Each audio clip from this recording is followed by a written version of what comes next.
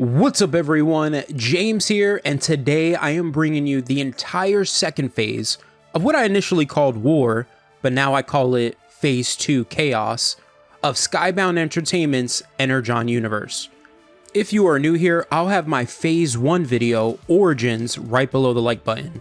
In short, this universe brings together the Transformers, G.I. Joe, and a new franchise called Void Rivals. They're the pillars of this universe. In this video, we'll go over the second arcs of Void Rivals and Transformers, the Destro and Scarlett miniseries, Hot Rod's introduction to the universe, and Megatron's one-shot. Currently, we're basically in Phase 4, what I've titled Power, so I'll have a link to the playlist of Phase 3 War and 4 in the pinned comment below. I hope you all enjoy the video, and with all of that out of the way, I welcome you to the Energon universe. The Transformer God Primus has answered my prayers.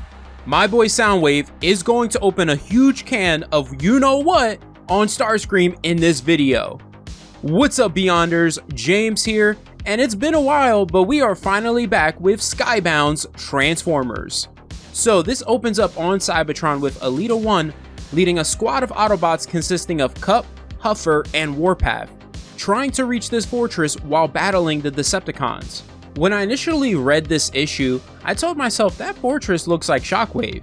It turns out it is Shockwave's fortress, but they don't explicitly say that in this issue.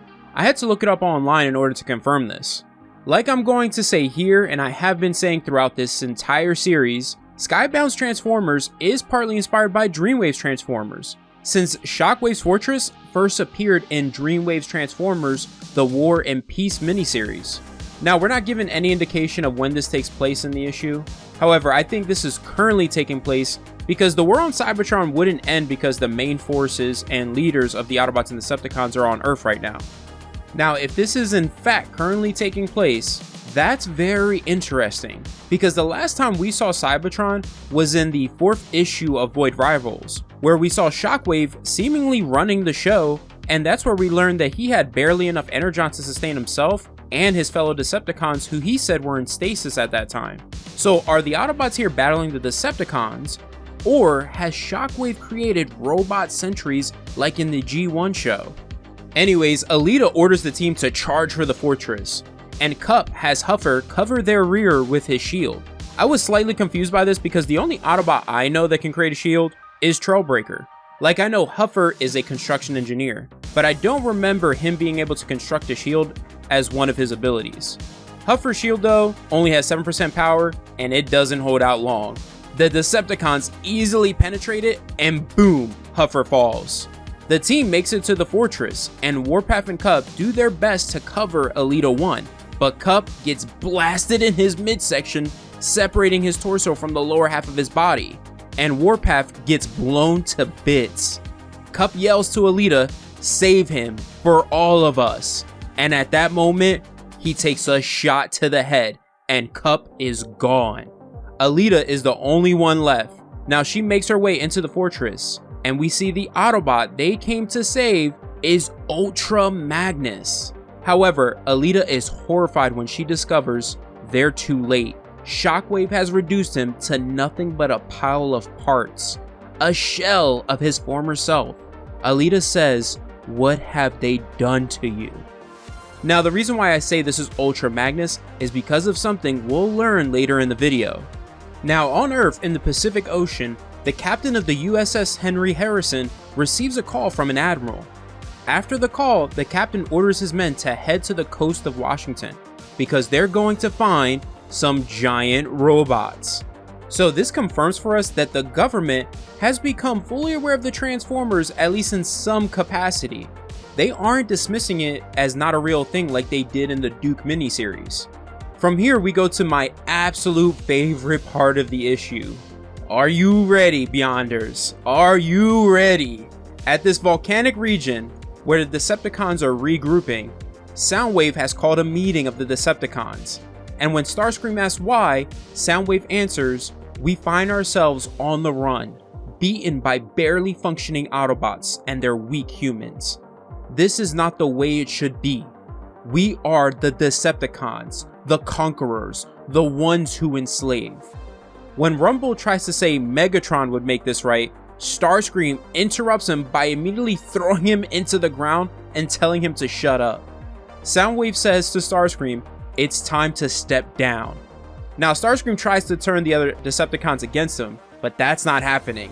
His own Seeker brother Thundercracker steps up and says, "He challenged you. This is our way." He pushes Starscream towards Soundwave while saying, "Ready yourself for combat." I love this so much because this shows us that the Decepticons live by a Kurtocracy, which is a form of government or rule where the strongest prove their strength and seize power. The strongest rules. Now, we don't know yet how the Decepticons came to be in this universe, but should we find out that they were former gladiators who rebelled against the Autobot government, which is honestly my preferred origin for them, like in the Dreamwave and IDW universe, this philosophy and form of rule would perfectly go with that origin. Starscream quickly realizes he's in trouble and tries to ask Soundwave to wait, but Soundwave is like, "Nah, son," and blasts one of Starscream's null rays. Starscream then tries to bargain with Soundwave, offering co-leadership. Soundwave responds, "The time for talk is done." He straight up punches Starscream right in the face and gives Starscream a beating, completely destroying the damaged null ray on Starscream's body and sending his ass flying. Soundwave asks Starscream, "Do you yield?" Starscream responds by yelling "never" and throws some rocks at Soundwave, temporarily distracting him and thinking he's got the drop on him. Oh man, how wrong he is. Soundwave grips his face in midair and slams him into the ground. Tosses his own blaster so he can beat Starscream with his bare hands. Though Starscream fires his null ray and it damages Soundwave, it still doesn't stop him. Soundwave headbutts Starscream and ejects Laserbeak, who plunges his beak right into Starscream's optic and rips it out. Like holy hell. Despite enduring this almighty beating from Soundwave, Starscream is still so arrogant enough to believe he's in a position to bargain. He tells Soundwave he's willing to forgive this betrayal. Soundwave responds by walking towards him and says, "You kicked my Ravage." He plunges his fist into Starscream's chest, ripping out parts, and says the only path is extermination. Goodbye, Starscream. He drops his body over the cliff. Soundwave turns to his fellow Decepticons and says, "These parts will help heal Ravage, but I will not only heal my own, we will rebuild, conquer, and destroy together. Are you with me, brothers?" The Decepticons bow before Soundwave, and Thundercracker announces, "Decepticons, honor our new leader." They all chant, "Soundwave, Soundwave, Soundwave." God, do I love this image of my boy Soundwave as the new leader of the Decepticons. All hail Soundwave. From here, we transition to the Autobots. At the Ark, RC checks up on Carly, joining in on her rifle training. She impresses Carly with her shooting when she blows up her targets in one shot. She mentions that Optimus told her once she's the best shot he's ever seen. Though I'm still iffy, honestly, on Cliffjumper not taking the chance to eliminate Starscream at the end of the last arc in the last video, we learn here that RC shares his feelings toward the war. She is also tired of fighting this war, and mentions to Carly she wishes she wasn't so good at shooting, wishes she didn't have to fight anymore. When Carly says she should be happy she's so skilled at it because it will help her eliminate Decepticons, like Starscream, RC responds, "I can see the fire in your eyes. Be careful it doesn't consume you." She reveals to Carly that she reminds her of her younger self. She goes on to explain when she was very young, she had a teacher named Ultra Magnus, who when her clan was killed during the siege of Cybertron, saved her. He was the one who taught her how to shoot and fight and everything she knows. This is another image I love in this issue. Ultra Magnus looks awesome. Now, this is why I believe the bot Alita 1 and the Autobots were trying to save at the beginning of the issue is Ultra Magnus, because not only does the large size of the two match, and the armor has the same shade of blue, but also the fact that they're bringing him up in this issue. RC says to Carly, "I wanted justice for my people. Magnus died because of my path of hate. A path that takes more than it heals, Carly. If it heals at all. I love Arcee's advice and warning to Carly about the path of vengeance, because it's coming from someone who was on that path, and it perfectly describes how, if you take that journey, it won't change anything at all at the end. If any of you are Naruto fans, this reminds me of Kakashi's Let It Go speech to Sasuke, when he told him to let go of the drive of vengeance that was fueling him. Despite Arcee giving Carly that amazing response, that amazing advice, Carly just dismisses it. In the arc, Cliffjumper watches Arcee and Carly. He reveals to Jazz that he does feel guilty about not pulling the trigger on Starscream, because Carly hasn't spoken to him ever since. Jazz tries to reassure him by telling him there's no shame in not pulling a trigger, especially during war.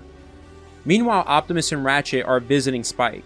At some point, Spike seems to have been told about his father's sacrifice, and has been refusing to talk ever since then.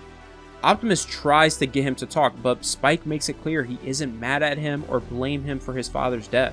He just needs more time.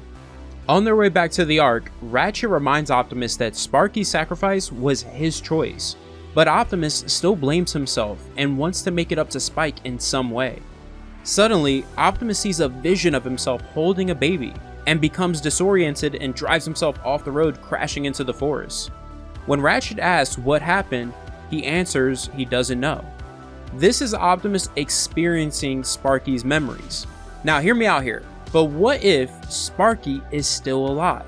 Because his soul has become one with the Matrix. There's an episode in the G1 cartoon called Autobot Spike, where Spike created a transformer he called Autobot X.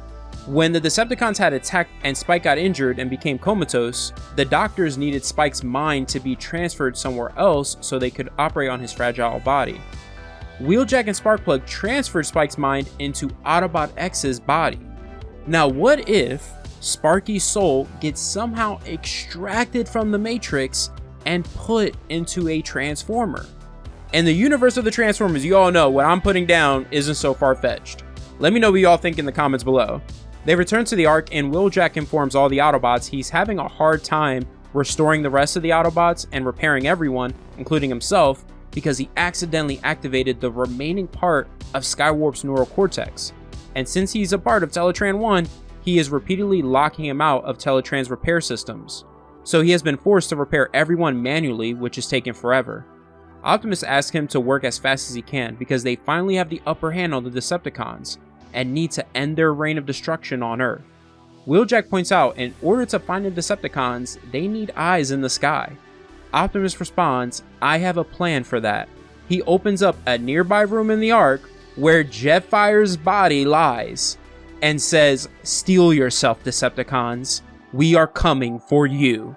Okay, so this opens with Carly taking Spike to this lake near Farmingham Hospital, thinking some fresh air will help with his recovery. What's sad here is that Carly asks Spike how he feels, and he answers he feels empty and didn't realize how much he needed his dad until he was gone. That all he thinks about every time he sees the Transformers now is how he has no body or even ashes to bury his dad, just like his brother Jimmy. Cliffjumper offers Spike and Carly some colas, but Carly refuses to even look at him. Spike attempts to mend their relationship, pointing out to Carly that Cliffjumper saved her life, but she doesn't want to hear it. She tells Cliffjumper she doesn't want to speak to him because he had the power to end Starscream's reign of terror for good. That he killed so many innocent people, even his friend Bumblebee, and he still chose not to pull the trigger. Honestly, those are some of the same reasons why I particularly didn't like Cliffjumper not killing Starscream. From here we go to Cybertron. Elita 1 is carrying Ultra Magnus, trying to escape Shockwave's tower, but she's having difficulty finding an exit. This is where we learn the depth of torture Magnus has endured. He tells Elita that he's been tortured by Shockwave over 150 years, day and night, and begs her to kill him. Elita apologizes for taking so long to save him, which is why she refuses to let him go now. However, if the Decepticons find them, she promises to Ultra Magnus that she will end both their sparks before they're captured. On Earth, in the Pacific Ocean, the USS Henry Harrison receives some company. Soundwave and his Decepticons strike. One interesting thing that happens here is Thundercracker grabs the ship's captain, and I thought he was about to pull a Starscream and squish him. However, he doesn't do that. He suddenly lets him go, because he pities how fragile humans are, and tells the captain and the crew to leave, allowing them to escape on the lifeboats. When Soundwave asks him, "What are you doing?" Thundercracker answers, "They can't hurt us."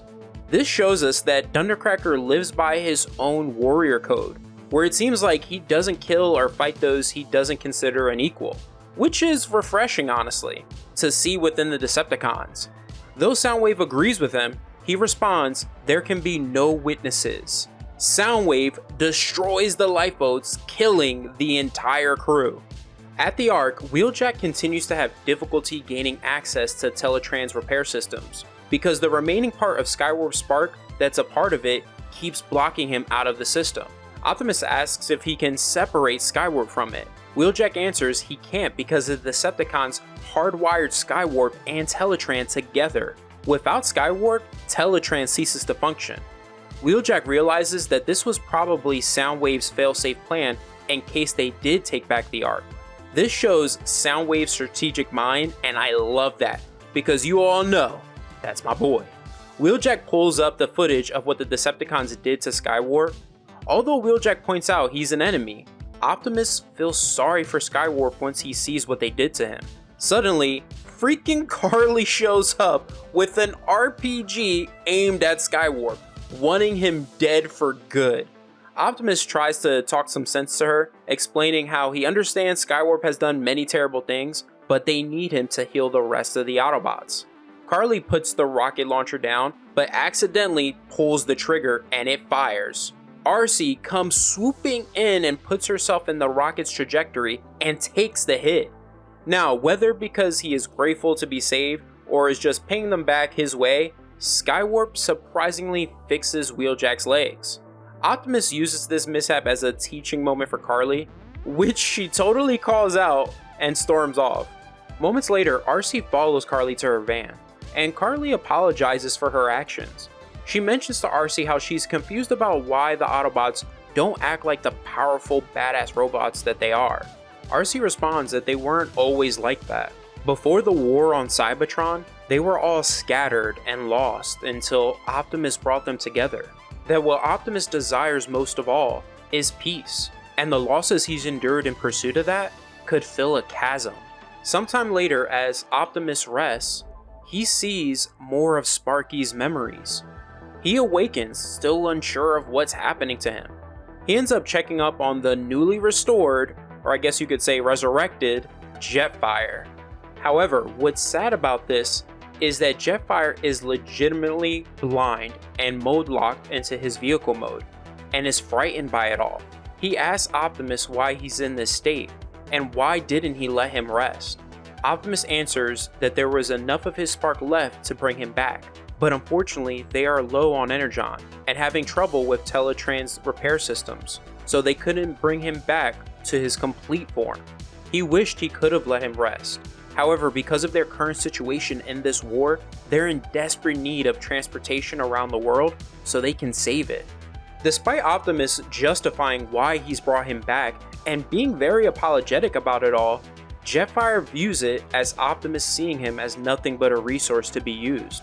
When Optimus goes to leave because of how bad he feels over the situation, Jetfire pleads with him to stay because he doesn't want to feel alone in the darkness.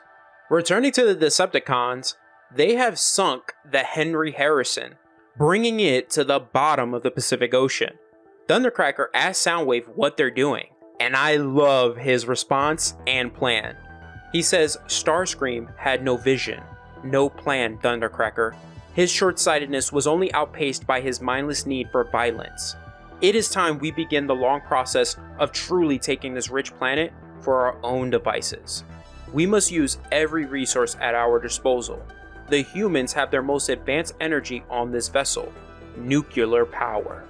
We will need it to awaken a vessel of our own.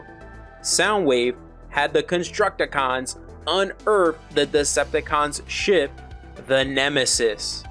When the Decepticons venture inside the ship to begin the repair process, they come across the ship's brig, where they have someone in prison.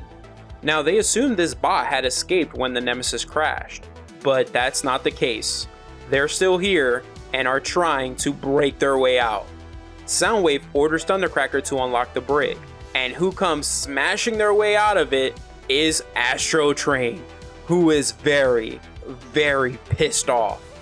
He yells, "Where is he?" He grips Thundercracker's face, demanding an answer from Soundwave. When Soundwave answers, "We do not know," Astro Train calls him a liar and throws Thundercracker against the wall and adds insult to injury by stomping his face in. He says, "I will have the one who put me in prison. I will tear his fuel and drink Energon from his core." Soundwave makes it clear that he doesn't know. So Astro Train demands that he swears on his life that when they find the one that imprisoned him, he's all his. Soundwave responds, "When we find him, I swear, Megatron will be yours to do with as you will." So it's clear to us that when Megatron returns, the Decepticons aren't going to be giving him a warm welcome.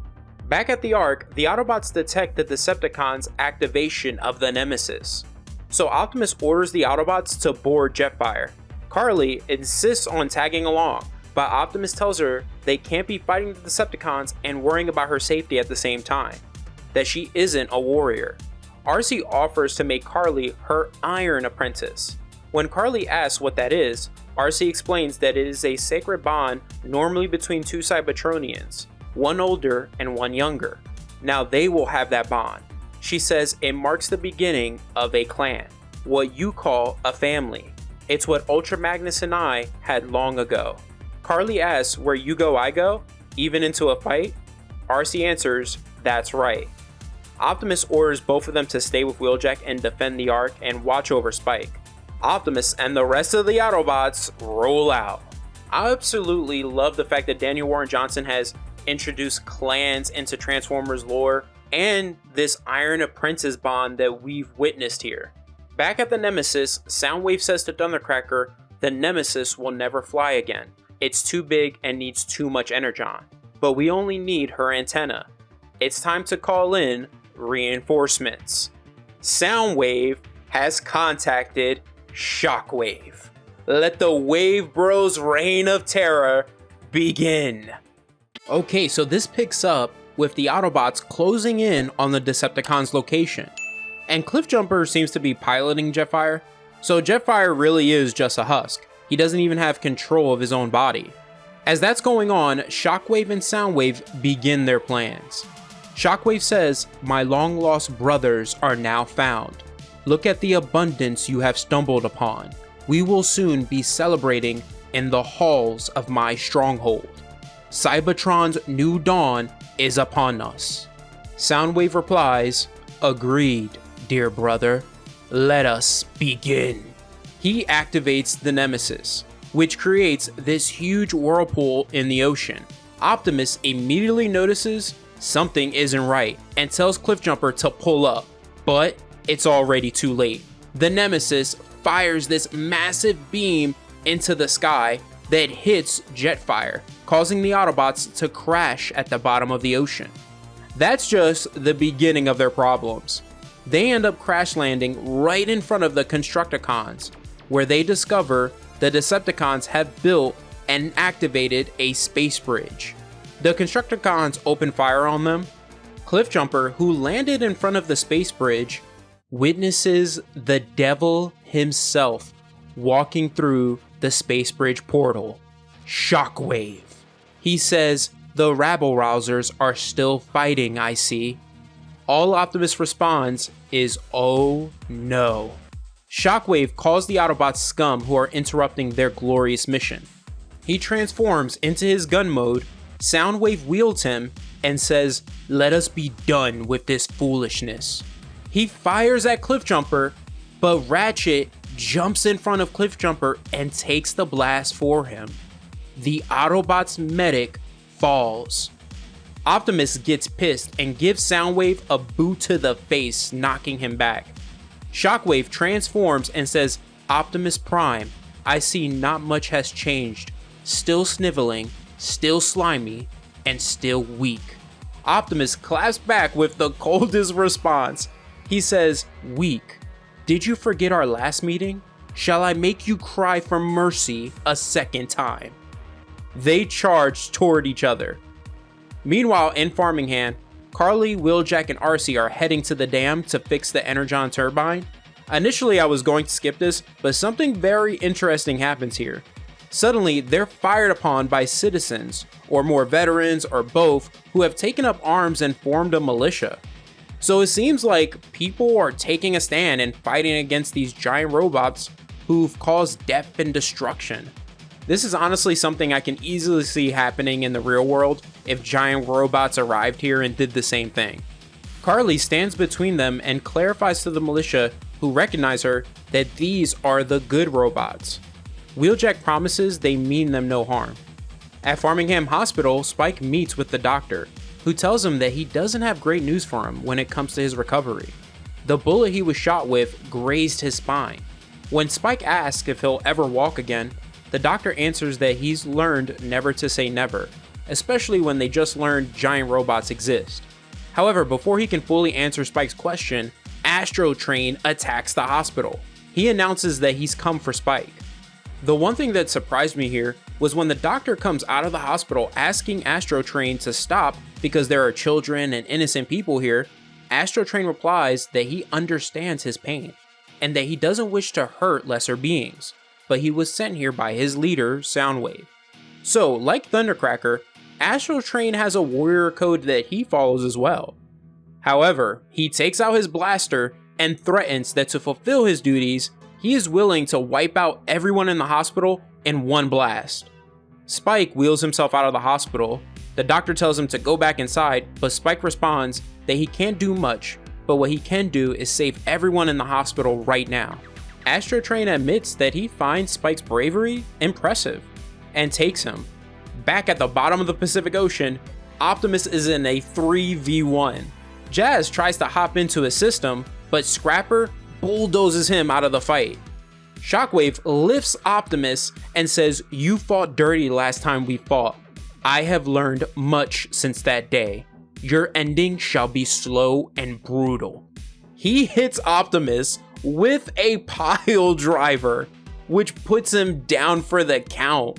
Shockwave gloats at how he has defeated the great Optimus Prime. Meanwhile, on Cybertron, Elita 1 carrying Ultra Magnus is still trying to find a way out of Shockwave's fortress. She ends up being discovered by the Combaticons. Vortex tries to get the drop on her, but she takes him out. Still looking for a way out, she comes across a corridor with a pink light emanating from it, and decides to run toward it. Magnus tries to talk her out of it because they don't know where it leads to. Elita says, "No choice, old friend. Someday we can die in oil and glory, but I made a promise to you, and I intend to keep it." She ends up passing through the same portal Shockwave used to come to Earth. Luckily, she runs right into him as he was about to finish off Optimus. Elita sees Optimus and is confused as to where she is. She notices the Combaticons are beginning to come through the portal. Just as they are about to merge and form Bruticus, she grabs Optimus's ion blaster and fires at the portal. Onslaught gets through, but Brawl gets sliced in half when the portal closes. Soundwave has had enough. He fires on the Autobots and orders the Decepticons to finish them. Cliffjumper and Jazz get blasted. Optimus calls out to them. Elita insists they escape, but Optimus refuses to leave without Jazz and Cliffjumper. At that moment, he gets hit by a stray energy blast. Elita, carrying Magnus and dragging Optimus, says they're gone. We have to go. Transform and roll out. Soundwave orders the Decepticons to chase after them, but Shockwave belays that order and says to let them go.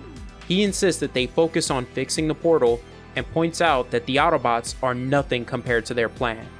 He discovers that Cliffjumper and Jazz are still alive and tells them that he plans on experimenting on them to see how the years on Earth have affected them.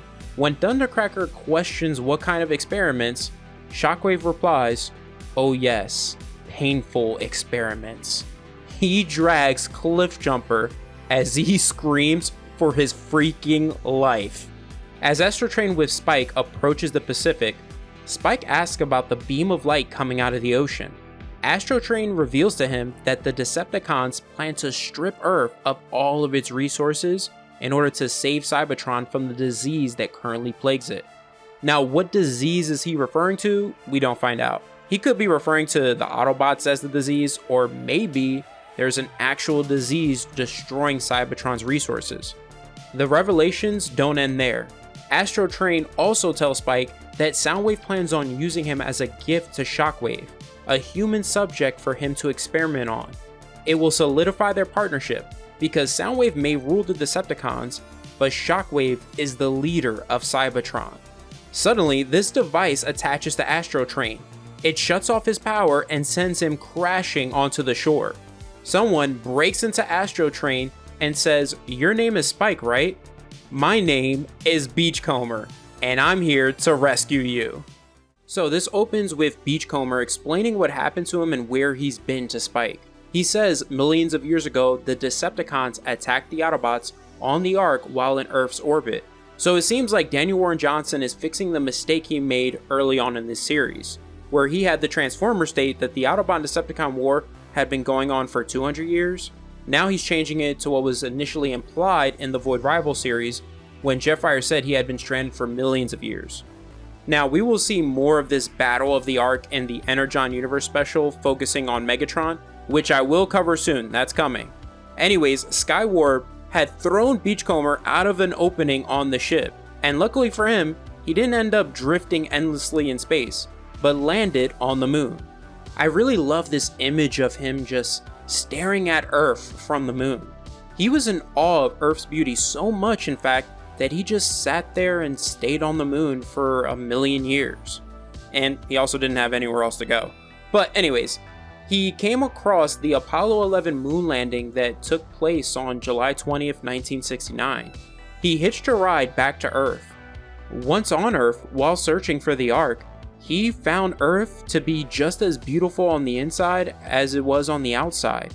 He came across the wildlife of Earth and was astonished by it all. He eventually found the Ark and saw all the Autobots and Decepticons offline. And just as he was about to activate Teletran 1 and begin repairing them, he stopped himself. He decided to leave them there. He feared that if he brought them back online, they would begin the war again, and that war would bring destruction and death to Earth, just as it did to Cybertron. He believed leaving them there to sleep forever would assure Earth's safety and maintain the peace he found in it. Spike asks him if he's been alone ever since then, and Beachcomber answers no. He shows Spike that he has created a bond with the wildlife of Earth. He tells Spike that he saved him because he deserves to be saved and protected just like them. Now Astrotrain interjects, calling Beachcomber a fool. Pissed off that he has him chained down, Beachcomber offers some Energon to him as a peace offering, which Astrotrain, to no surprise, refuses. Now, a big reason why Beachcomber is fascinated by Earth's beauty and wildlife, which I feel like Daniel Warren Johnson should have stated in this issue for people new to Transformers, is because he's a geologist. But going on a quick tangent here, let's say he's not a geologist in the Energon universe. I would really like him to have that role, because if you've really paid attention to this series so far, you would see that most of the Autobots have a role within the team. We know Wheeljack is the engineer and tech guy. We know Ratchet is the medic. We know RC is the sharpshooter. We know Jetfire is the scouter and transportation. We know Optimus Prime is the leader and strategist. I mean, the only person who doesn't have a role is Cliffjumper. Unless I missed it, comment down below your thoughts on that. Astrotrain reveals to Beachcomber he was taking Spike to Shockwave. When Spike asks Beachcomber if he's heard of him, Beachcomber answers every Autobot has. He is cold, calculating, and a deadly strategist. He likes taking his time when pulling Autobots apart. Spike informs him of the Decepticons' plan to harvest Earth, which puts Beachcomber in quite a dilemma, because he tells Spike he promised himself long ago not to hurt anyone or anything ever again, that he wanted no part in the Autobot and Decepticon war. On the Nemesis, Shockwave informs Soundwave that the Constructicons have already repaired the space bridge to Cybertron. He then asks him what he's doing, and Soundwave answers that he must repair Ravage. Shockwave becomes filled with disdain because Soundwave is wasting time repairing, in his eyes, what he would call a pet, when they're so close to victory. He grabs Ravage and tells him he can build stronger versions of his Recordicons. I was so surprised that Danny Warren Johnson chose that obscure name instead of mini cassettes, but I like it. Shockwave plans to put Ravage's body into the shredder, which I was so surprised Soundwave was allowing him to do. However, something outside the ship distracts Shockwave, and he just tosses Ravage's body aside and has Soundwave follow him. What distracted Shockwave was this family of humpback whales that he tells Soundwave he finds to be majestic. At that moment, Scrapper informs him the feeder is ready. We see the feeder is this massive machine, and what it does is so crazy.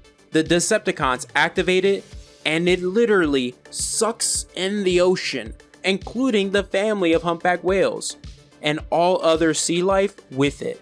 Shockwave looks on, enjoying the death this machine has brought. At the dam, Wheeljack has successfully brought the Energon turbine back online. Alita 1 and Optimus arrive. Wheeljack doesn't recognize who they're carrying with them, but Arcee does. She's shocked that Ultra Magnus is still alive.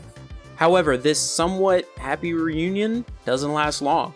When Wheeljack says Ratchet will get him fixed up, Optimus informs him that Ratchet has fallen.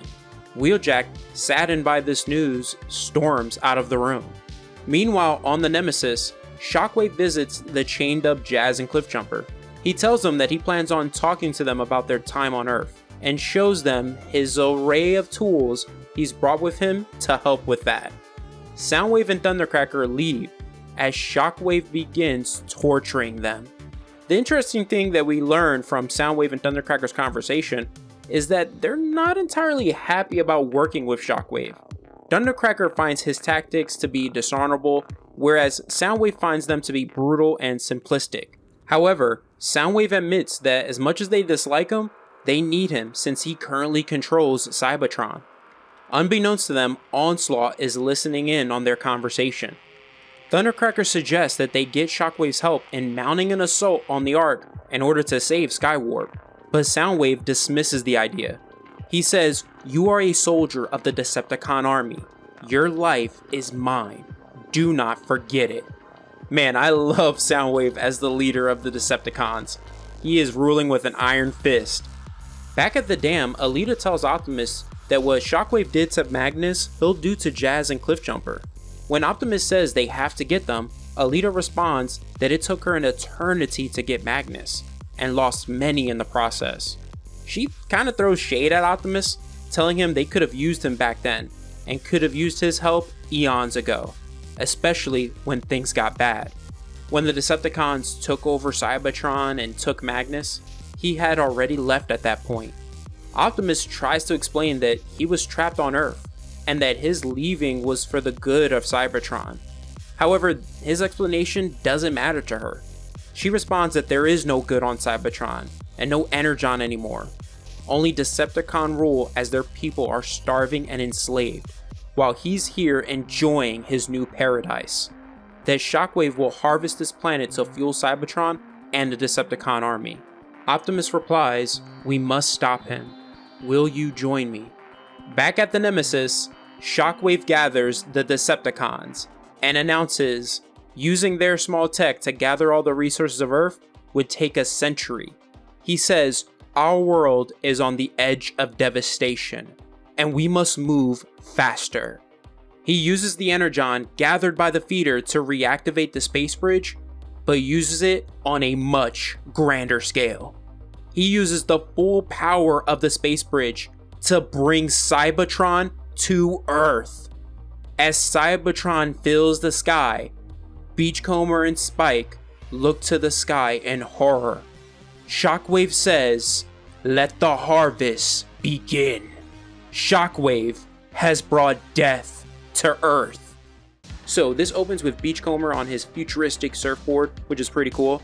he witnesses Shockwave and Soundwave's space bridge in combination with their feeder sucking up all of the ocean and ocean life up to Cybertron, not only transferring more of Cybertron into Earth's orbit, but also giving the Decepticons a huge supply of Energon.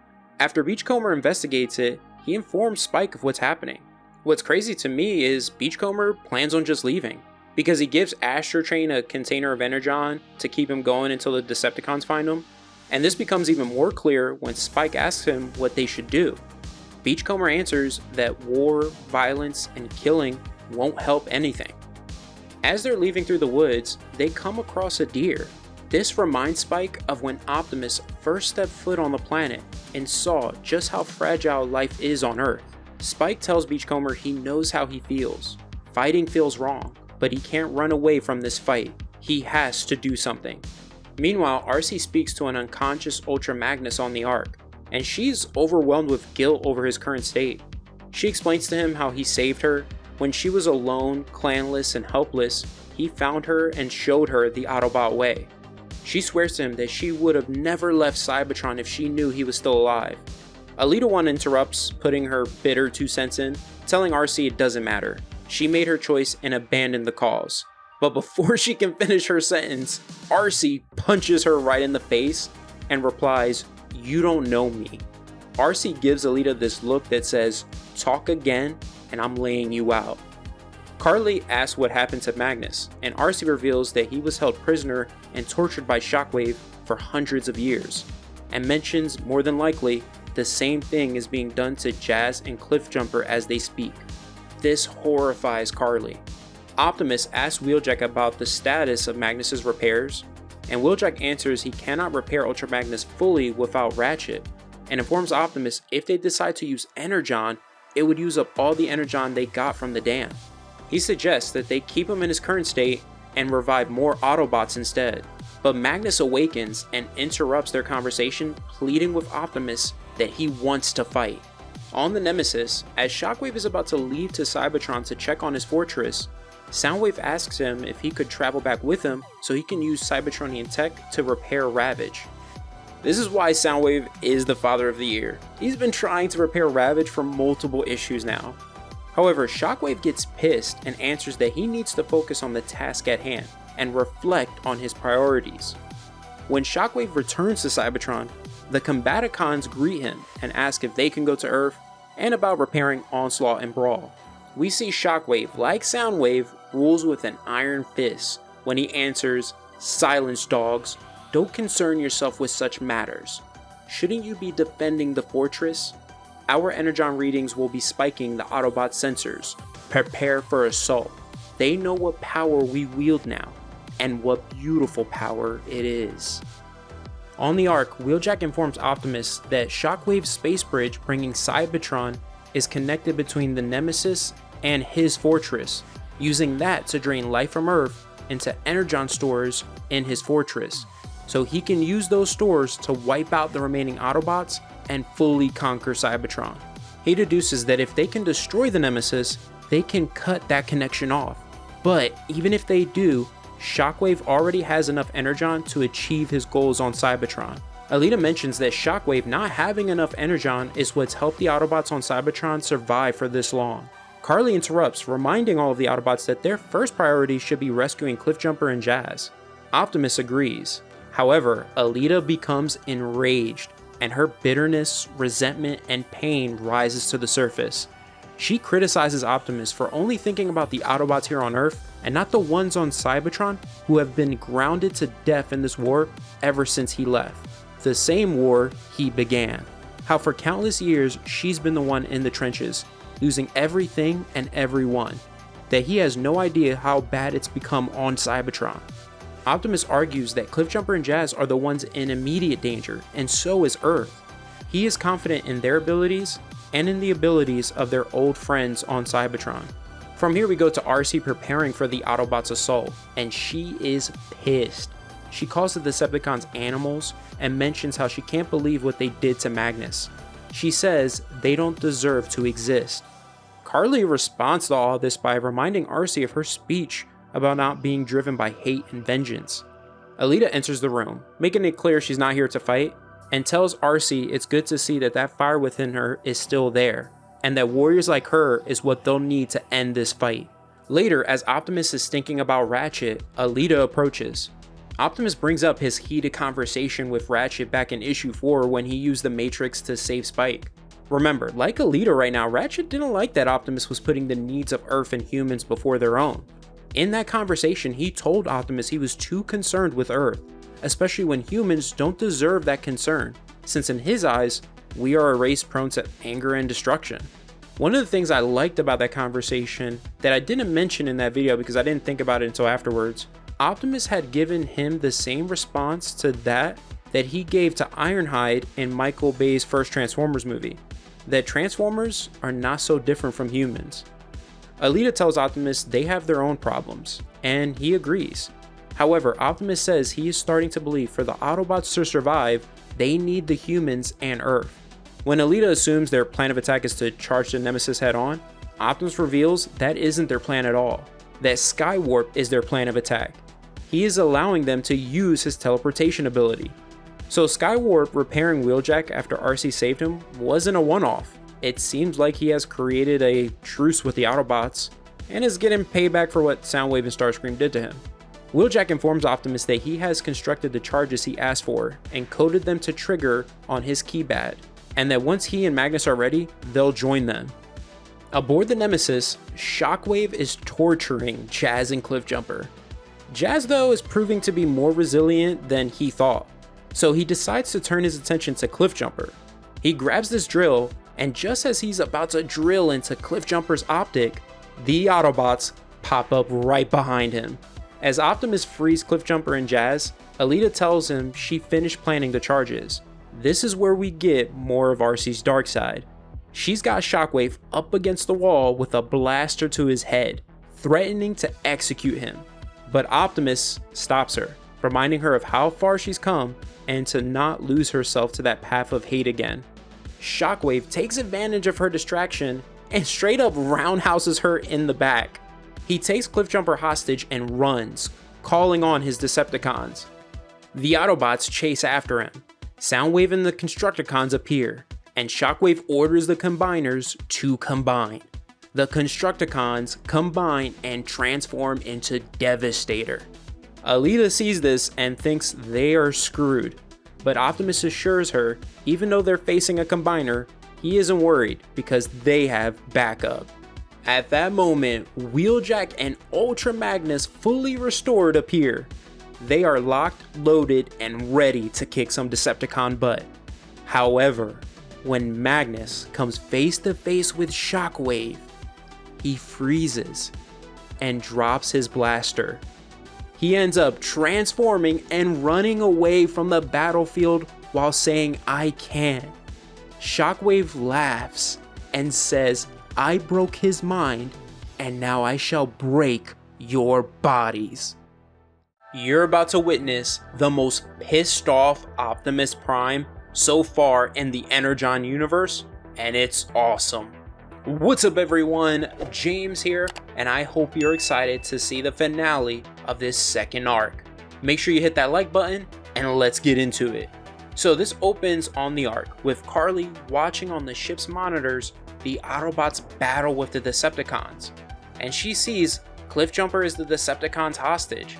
On the battlefield, Shockwave transforms into his gun mode for Soundwave to carry, and says, "Decepticons, let us be done with this Autobot blight forever." The Autobots are surrounded, but they aren't backing down. There is just blast fire coming from all directions, it's nuts. The Autobots wonder where Ultra Magnus is, and I hate to tell you all this, but unfortunately, Magnus is not redeeming himself in this issue. He is really gone. What happens next though kind of makes up for that, and it's incredible. Carly hops into her van and drives through Skywarp's portal. At the same time, Wheeljack asks Optimus about the charges, and Optimus answers that Alita planted them, but he doesn't want to trigger them with Cliffjumper so close to the Nemesis. Out of nowhere, Carly arrives and yells on the battlefield, "When are you all gonna learn? I'm here to stay, and I'm here to fight." She drives right off the Nemesis and rams right into Soundwave, freeing Cliffjumper from his grasp. Cliffjumper ends up on top of her van, and Carly apologizes for not being there for him. This happy reunion doesn't last long though, because Devastator smashes Carly's van. Optimus takes advantage of Carly's diversion and says, "Autobots, let's get our fallen brother. Charge!" The Autobots roll out. Luckily, Carly was left unscathed from Devastator's attack. Cliffjumper manages to pull her out of the van, but his arm is stuck. Devastator straight up punts Cliffjumper along with the remains of Carly's van. Man, Cliffjumper can't catch a break because Devastator's kick sends him flying through Shockwave's portal to Cybertron. On Cybertron, as the Combaticons are about to go through the portal to join the fight, Cliffjumper ends up being slammed right into them, which I guess is a good thing. God, this issue is so good.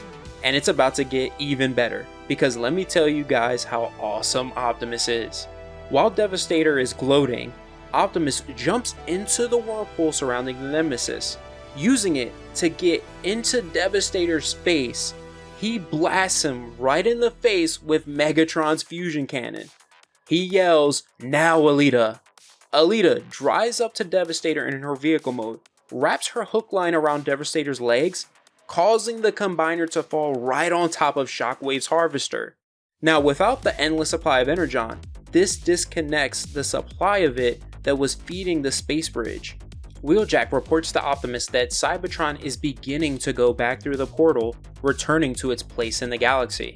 However, he also reports the Nemesis's beam is active, which means the portal is still active. Shockwave uses it to retreat, vowing to bring back reinforcements. Optimus chases after him, but Wheeljack tells him they should just use the charges and blow up the Nemesis because it would send Cybertron back right now. Optimus responds, not yet, because he refuses to leave Cliffjumper behind again. On Cybertron, Shockwave orders the Combaticons to kill Cliffjumper, but at that moment, Vortex looks behind him and sees Optimus and says, "Oh shit." Optimus smashes his face into the ground and proceeds to savagely injure and beat down the rest of the Combaticons. This might be my third favorite Optimus Prime moment in the Energon universe so far. He is not playing any games. The Combaticons are so terrified of him that they run away. Shockwave calls them cowards and orders them to stand and fight. Optimus approaches him, saying, "Come on then."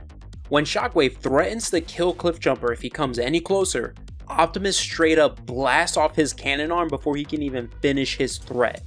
Optimus is about to beat the brakes off of Shockwave because he tosses aside his ion blaster and says to Shockwave, "This is all you do, Shockwave?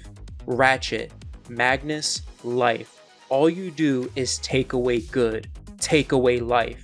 Optimus proceeds to give Shockwave the beating of his life with his bare hands. Now, this isn't the crazy part.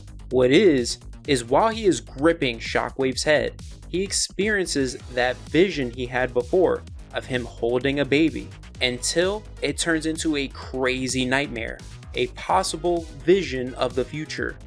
He sees his hands as claws, while wires cover and consume the baby. Now, what if Optimus is seeing himself as Nemesis Prime? That would be insane. Optimus loses control of himself and he crushes Shockwave's head. The Devil Transformer is dead. Optimus quickly regains his senses, but he is horrified by what he's done. What's interesting is Alita shows up, having witnessed this, and tells him that his old self is returning. But Optimus responds that he isn't like that anymore. So at some point, maybe we'll learn all about Optimus's dark and rageful side. Optimus notices Cybertron is almost done returning to its galaxy, so he tells Cliffjumper and Alita they must return to Earth. Optimus, while carrying Cliffjumper, says, "Let's go home." But when he's about to step through the portal, out of nowhere, Alita destroys it and replies, "You are home, Optimus. The Autobot resistance needs you here. We can use all this Energon taken together." Optimus refuses because it's Energon taken from life on Earth. When Optimus tries to activate the charges, Alita tells him not to bother. because she never set them in the first place. This is where the debate of how far are you willing to go to save your home and those you love happens between these two. Optimus asks Alita, are you willing to feed Cybertron with the blood of Earth? Alita answers yes, especially when it's dying. Do you think I want this? Want it to force your hand? So many have died, and their deaths have to mean something. This could be that something. Optimus points Megatron's fusion cannon at the Energon tanks and replies, Earth needs me. Earth needs us. Alita tries to plead with him. She says, your people need you. I need you. Don't abandon us again.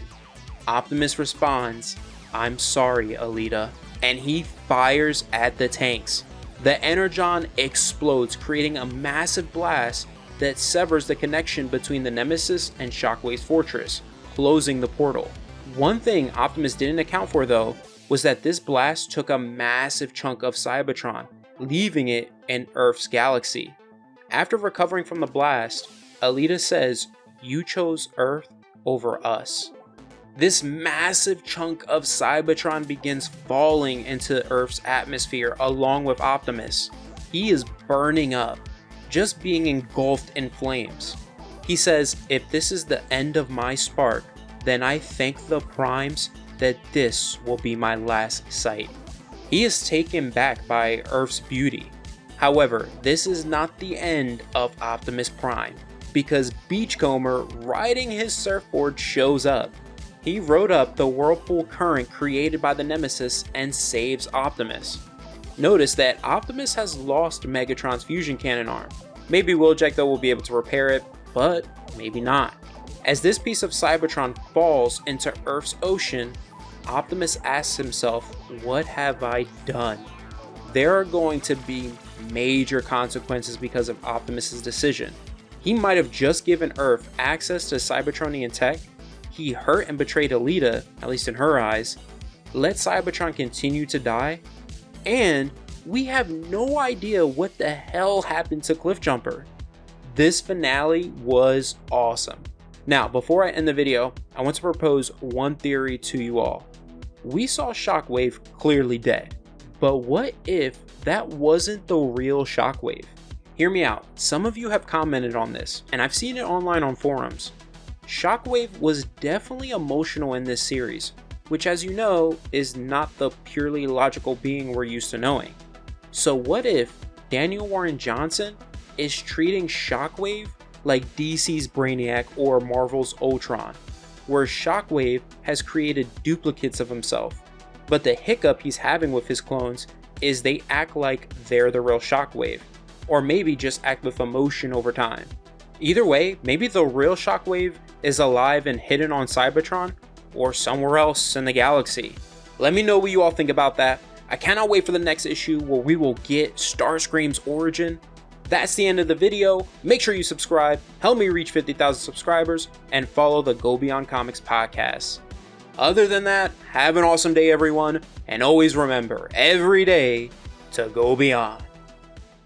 What's up Beyonders, James here, and in today's video, we'll be focusing on the champion of Kaon, the scourge of Cybertron, the Prime Slayer, and the true leader of the Decepticons, Megatron. I'm pumped and ready. Make sure to hit that like button and comment on your favorite title that I just said for Megatron. With that out of the way, let's get into it. So this is one of the short stories we were given in the Energon Universe special. It begins with the Battle of the Ark, where we see Megatron as a one-bot wrecking crew. He demolishes every Autobot he comes upon. I freaking love it. He bashes Wheeljack and says, I pity you Autobots. I see your struggle. You fight with honor and passion. If only your cause were just. He tosses aside Cliffjumper and blasts a hole through Brawn's chest with his fusion cannon. Like, damn son. Optimus becomes enraged and charges at Megatron while saying, stop this. Megatron replies, never. The two leaders start exchanging blows, but Megatron is too powerful. and eventually gains the upper hand. He smashes Optimus and adds insult to injury by puncturing one of Optimus's optics while saying, "Your weakness was the downfall of Cybertron." Suddenly, Optimus whips out his Energon axe and slices off Megatron's fusion cannon arm. Optimus kicks him, sending him flying toward an opening of the ship.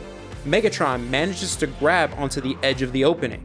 He asks Starscream for help, and the Seeker replies, "Shh, don't worry, rest now. Let me relieve you of this heavy burden of leadership." He blasts Megatron off the ship, sending him falling into Earth's atmosphere. For the most part, I totally called this all the way back in the second issue of Transformers in my Starscream vs. Duke video. We then go to the present. Megatron awakens and Cobra-La, enraged by the memory of Starscream's betrayal. He suddenly breaks free from his bonds and stomps on one of the Cobra-La scientists here, and the other is pinned beneath his foot, pleading for his life. Megatron demands to know where his limbs are. The scientist tells him only one was found and points to a room where it's being held. Megatron allows him to live and finds his left arm. He reattaches it, but at that moment, Lord Globulus enters the room atop this mighty looking beast with his entire royal guard. He says, "Do not let this beast escape." I love Megatron's response to that. He chuckles and says, "Beast, so shall it be." He charges toward them and starts beating down the royal guard. Globulus becomes enraged and yells, "You are a metal abomination, inorganic filth. You still belong to me." His beast bites and slugs Megatron. What's surprising here is this beast's jaws are strong enough to penetrate Cybertronian armor. However, this only stops Megatron for a moment. He responds, "Pathetic insect, do you know who I am? I belong to no one." He unleashes his Energon mace and smashes Globulus's beast, putting it down for the count. Globulus counters, "You are mistaken, beast," and throws his spear into Megatron's only optic. Megatron pulls the spear out of his optic and says, "No, I am the leader of the Decepticons, the leader of the true way, the only way." Now blind and full of rage, Megatron flees the battle by flying up and bursting through the surface of the snowy mountains. Atop one of the mountains, he says, "I am coming for you, Starscream." Now this next portion we're going to cover was in the final issue of Cobra Commander. Sometime later in the aftermath of Megatron's escape, while speaking to Pythona, Globulus expresses how furious he is over Cobra Commander's monstrosity escaping and nearly destroying their home. Pythona mentions bringing an outsider into their world was a mistake, and informs Globulus that she hasn't heard from Nemesis Enforcer in many days, and assumes he failed in his mission to kill Cobra Commander. Globulus shows her the discovery he's made in Cobra Commander's lab, which reveals that the Commander lied to him about the origin of Megatron. He wasn't from the outside world like the Commander had told him. He says he comes from a world of blasphemous metal, our opposite in the universe. They betray our very being and everything we stand for, and they are here now and will bring about our demise. We must send another agent to find the Commander and bring him back to us, so I can squeeze the life out of him myself. Pythona replies, "I will explore the source of these invaders.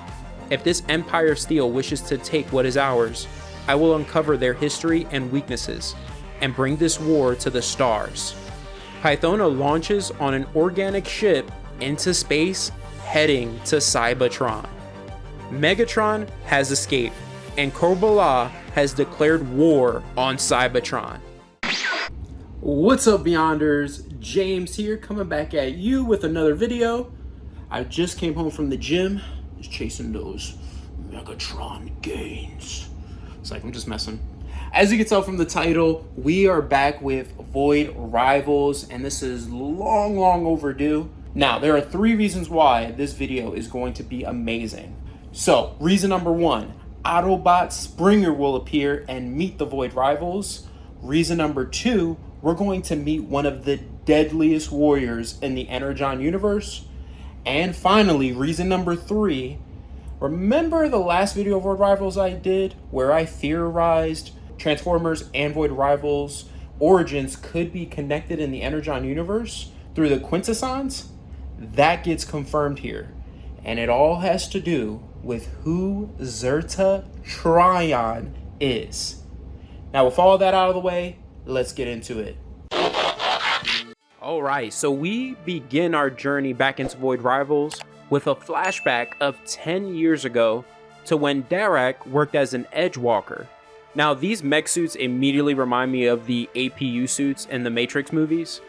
Darak is helping with some construction projects at the edge of Agoria near the Wasteland that he and Solila are presently at.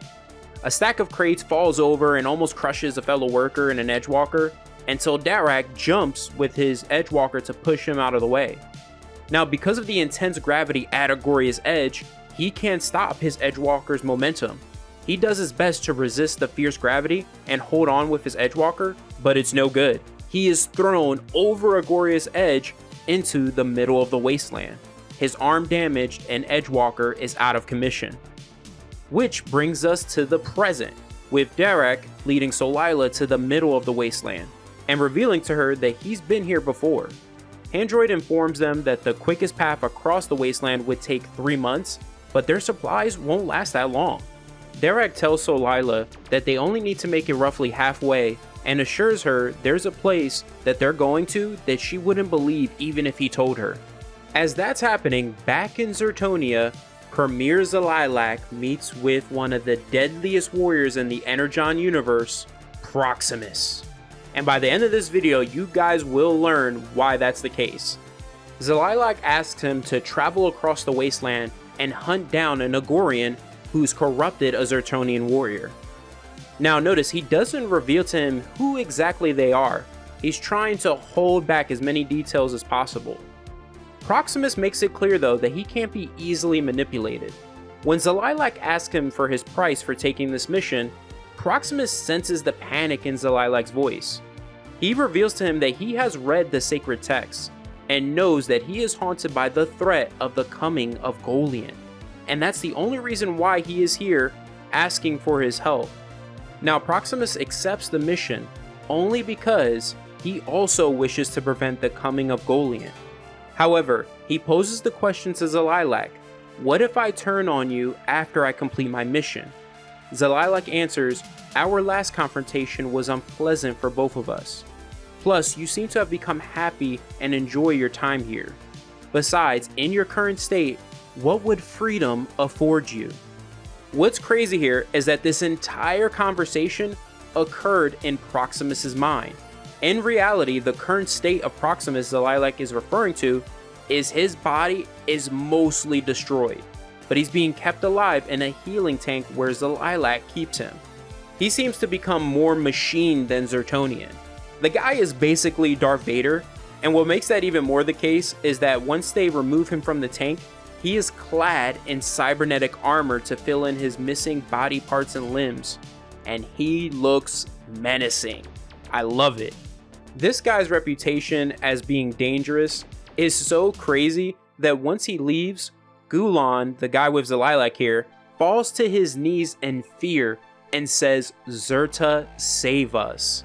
Zalilac tells him to pull himself together and says he is a man, even though he admits he is the deadliest of them all. Returning to Solila and Darak, Solila asks Darak more about his vision from Zerta. He answers that he's already told her everything. Android chimes in and guesses it was just a hallucination or dream caused by the jump jet, but Solila doesn't believe that. In her mind, that was the cause of their entire journey, and she tells Darak Zerta chose him. Remember, Zerta is a goddess Zertonians believe in, not Agorians. So Darak is still skeptical about believing in some goddess, despite the vision he experienced. Meanwhile, back in Zertonia, Mistress Vil summons all the Keepers of Light, and informs them Solila is on the path of her calling, and her destination draws near. Man, the revelation that's coming is going to blow your minds. Oh man. From here we go to a flashback of when Solila was a little girl with her younger brother Polada. She's helping him put on his armor as he cries, We learn through their conversation that their mother sold them to Zertonia to be warriors. When Polata asks Solila does she think their mother ever loved them, Solila answers, I think Zertonia needed warriors and she needed food, but I think she did. When Polata begins to cry again and says that he's scared and wants to go home, Solila pushes him to be strong, because the Zertonians will look for weakness. Polata becomes enraged and fights back, and they start exchanging blows with their spears and shields. So I think because Kirkman is showing us this flashback, and because of something we'll see soon in the video, I believe Proximus is Solila's brother Polata. In the present day, Solila asks Derek about the midway point to their destination. Derek answers that his memory is hazy, but assures her it's an oasis with supplies and maybe a ride to take them to the Agorian border. Suddenly they hear whistling, and at that moment an energy arrow lands right in front of them and explodes, knocking them back. Proximus appears in front of them and says, for the good of the sacred ring, you both must die. Solila tells Derek they won't survive because this is Proximus, the deadliest Zertonian warrior. Handroid warns Derek that his blaster's not going to have any effect on his dense armor. Derek ignores them and fires at Proximus, who quickly gets in close and whacks him with his bow. Solila tells him to leave, and if she manages to escape, she'll find him. Derek refuses because in his words, heroes don't run away. He jumps right back into the fight, and Proximus hits him so hard that he becomes unconscious. I thought this was pretty funny. Proximus stops and stares at Solila and asks, do I recognize you? And she answers, if only you could. That response right there is why I believe Proximus is Polata. Proximus fires one of his arrows and Solila dodges it. Just like how Solila can manipulate her spear, it seems Proximus can manipulate his arrows, because the arrow follows Solila until it hits her. It's like Yondu from Guardians, his Yaka arrow. As Proximus gloats and closes in on Solila, Handroid fires Derek's blaster, distracting him long enough for Solila to launch her spear and impale Proximus. He kicks Derek's body, and when Solila tries to call her spear back to her, he keeps it in place. A solar windstorm begins to occur and sends Solila flying toward Proximus, who grabs her by the throat and starts choking her. Luckily for them, the windstorm quickly becomes more intense and blows them all away. However, that doesn't stop Proximus. He regains his footing in the middle of the storm, takes out Solila's spear, and hurls it in the storm. When the storm passes, Derek regains consciousness and asks Handroid to scan for Solila and Proximus. Handroid informs him that Proximus is nowhere near them or approaching, and that Solila is nearby. He tracks her armor signature, and Derek finds Solila bleeding out, impaled by her spear. Luckily, she's still alive because, as Handroid points out, her spear fused with her armor, so she isn't losing much blood. Solila ends up retracting her spear into her to stop the bleeding. Derek mentions the windstorm was a blessing because it got them away from Proximus and much closer to their destination. Sometime later, Solila collapses and Derek is forced to carry her the rest of the way. After some time, Handroid warns Derek he's pushing himself too much, but Derek assures him he can keep going. At that moment, Handroid detects Derek's Edgewalker exosuit he wore 10 years ago. They've made it to the Oasis, which is not much like an oasis. We see it's an old shelter with scraps of different tech around it. They enter the shelter and Handroid checks Solila's vitals and informs Derek she's lost too much blood. Suddenly, the vehicle that was sitting in the shelter transforms, revealing to be Springer. He astutely points out that Derek isn't surprised to see him like other beings. He offers to help with Solila, but once he realizes they're organic beings, he's unsure of how he can help. Derek shows him Handroid and tells him that he can perform surgery, but needs tools and a sterile environment. Springer responds there aren't a lot of supplies. All of a sudden, they both hear a faint whistling, and Derek says, "Oh no." Then boom, an arrow lands between them and explodes, knocking Derek and Solila's unconscious body back. Derek yells to Springer, "That guy is trying to kill us!" And Springer is like, "What guy?" At that moment, Proximus attacks Springer. When Springer blocks the attack and sees he's small like Derek, he doesn't take him seriously. Proximus gets pissed and unloads a barrage of arrows at Springer. Springer whips out a freaking sword and says, "I'd like to see you try that again." Springer with the sword is so badass. Proximus says, "Your size does not intimidate me." And Springer replies, "Funny, same." They go to war. Proximus dodges all of Springer's attacks, and Springer admits that he will have to take him more seriously because he may have the size advantage, but Proximus has the speed advantage, and he's landing blow after blow on him. Now, let's be honest, is it severe damage he's doing to Springer? No, not really. At least it doesn't seem like that's the case. If anything, this seems to be more like the equivalent of one of us dealing with, let's say, a hornet continuously stinging us as we're trying to swat it. However, Proximus is proving he can go toe-to-toe with the Transformer, and that becomes very clear here when Springer goes in for a killing blow, thrusting his sword toward Proximus, and Proximus is able to block and hold Springer's attack back. Even Springer is shocked by this, asking him how can he do that. Proximus deflects the blade and they begin the fight again. Meanwhile, Derek has Handroid check on Solaila's vitals again, and Handroid tells him her condition has worsened. He can't detect her blood pressure and her pulse is fading. Derek checks her body and discovers the mysterious green key Mistress Vil gave her. I hate to do this to you all, but we must cut away from that madness and go to two different places for a moment. First, we go to Quintessa, home of the Quintessons. The Quintesson scientist has requested an audience with the judge to report his findings on Derek and Solaila's makeshift ship the Skuxoid gave them. The scientist reports that the special alloy found in the ship has traces of a formula that dates back to ancient Cybertron. He says, "We believe this Zertonia, the Skuxoid mentioned, could be connected to Zerta Trion." The judge responds by killing the scientist right on the spot, just electrocuting him until he's nothing but a smoking corpse. The judge says speaking that name has long been forbidden. So Zerta, or Zerta Trion, is connected to the Quintessons, but that is just the beginning of the revelations in this video. The next place we go to is Zertonia again, where Premier Zililek meets with Minister Doolin over hologram. Zililek is pissed that Doolin summoned him like he's a servant. Doolin claps back with an interesting response that reveals to us how Premier Zililek became ruler of Zertonia.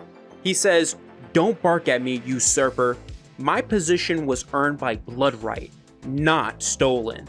Before the argument escalates further, Doolin apologizes and reveals the reason why he called him here was to find out the status of Derek. Because remember, he gave Zililek the okay to kill his son. Zililek tells him he still lives. After he says this though, he immediately detects relief in Doolin and questions his resolve, asking him if he remembers what's at stake. Doolin responds by asking why his son's execution has not happened yet, and Zililek answers it's in process. Doolin quickly deduces that Derek and Solaila have escaped. Zililek abruptly ends the call, and we then see Doolin smiling. When we saw him give Zililek the okay to kill his son, he seemed saddened, and now he's relieved when he finds out he still lives.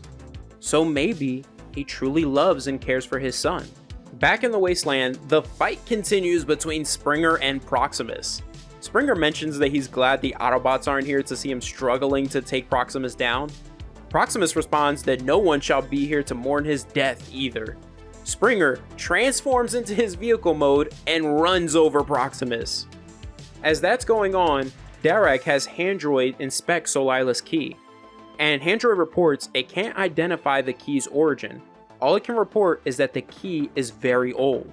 Suddenly, Solaila comes to life momentarily and starts choking Derek, telling him not to touch the key. But as quickly as she springs to life, she returns to her unconscious state. After that exchange, Derek decides it's a good idea to put the key right back. Returning to Springer and Proximus's fight, Proximus fires an explosive arrow beneath Springer, sending him flying. Springer, though, transforms midair, blasts Proximus, and stabs his body into the ground. He admits that he has never faced a worthy opponent that was so small. Though he wins the fight, that isn't the end of Proximus, because when Derek informs Springer that Solaila's condition has worsened, Springer goes to secure Proximus and sees he's escaped and left behind only an arm and a leg.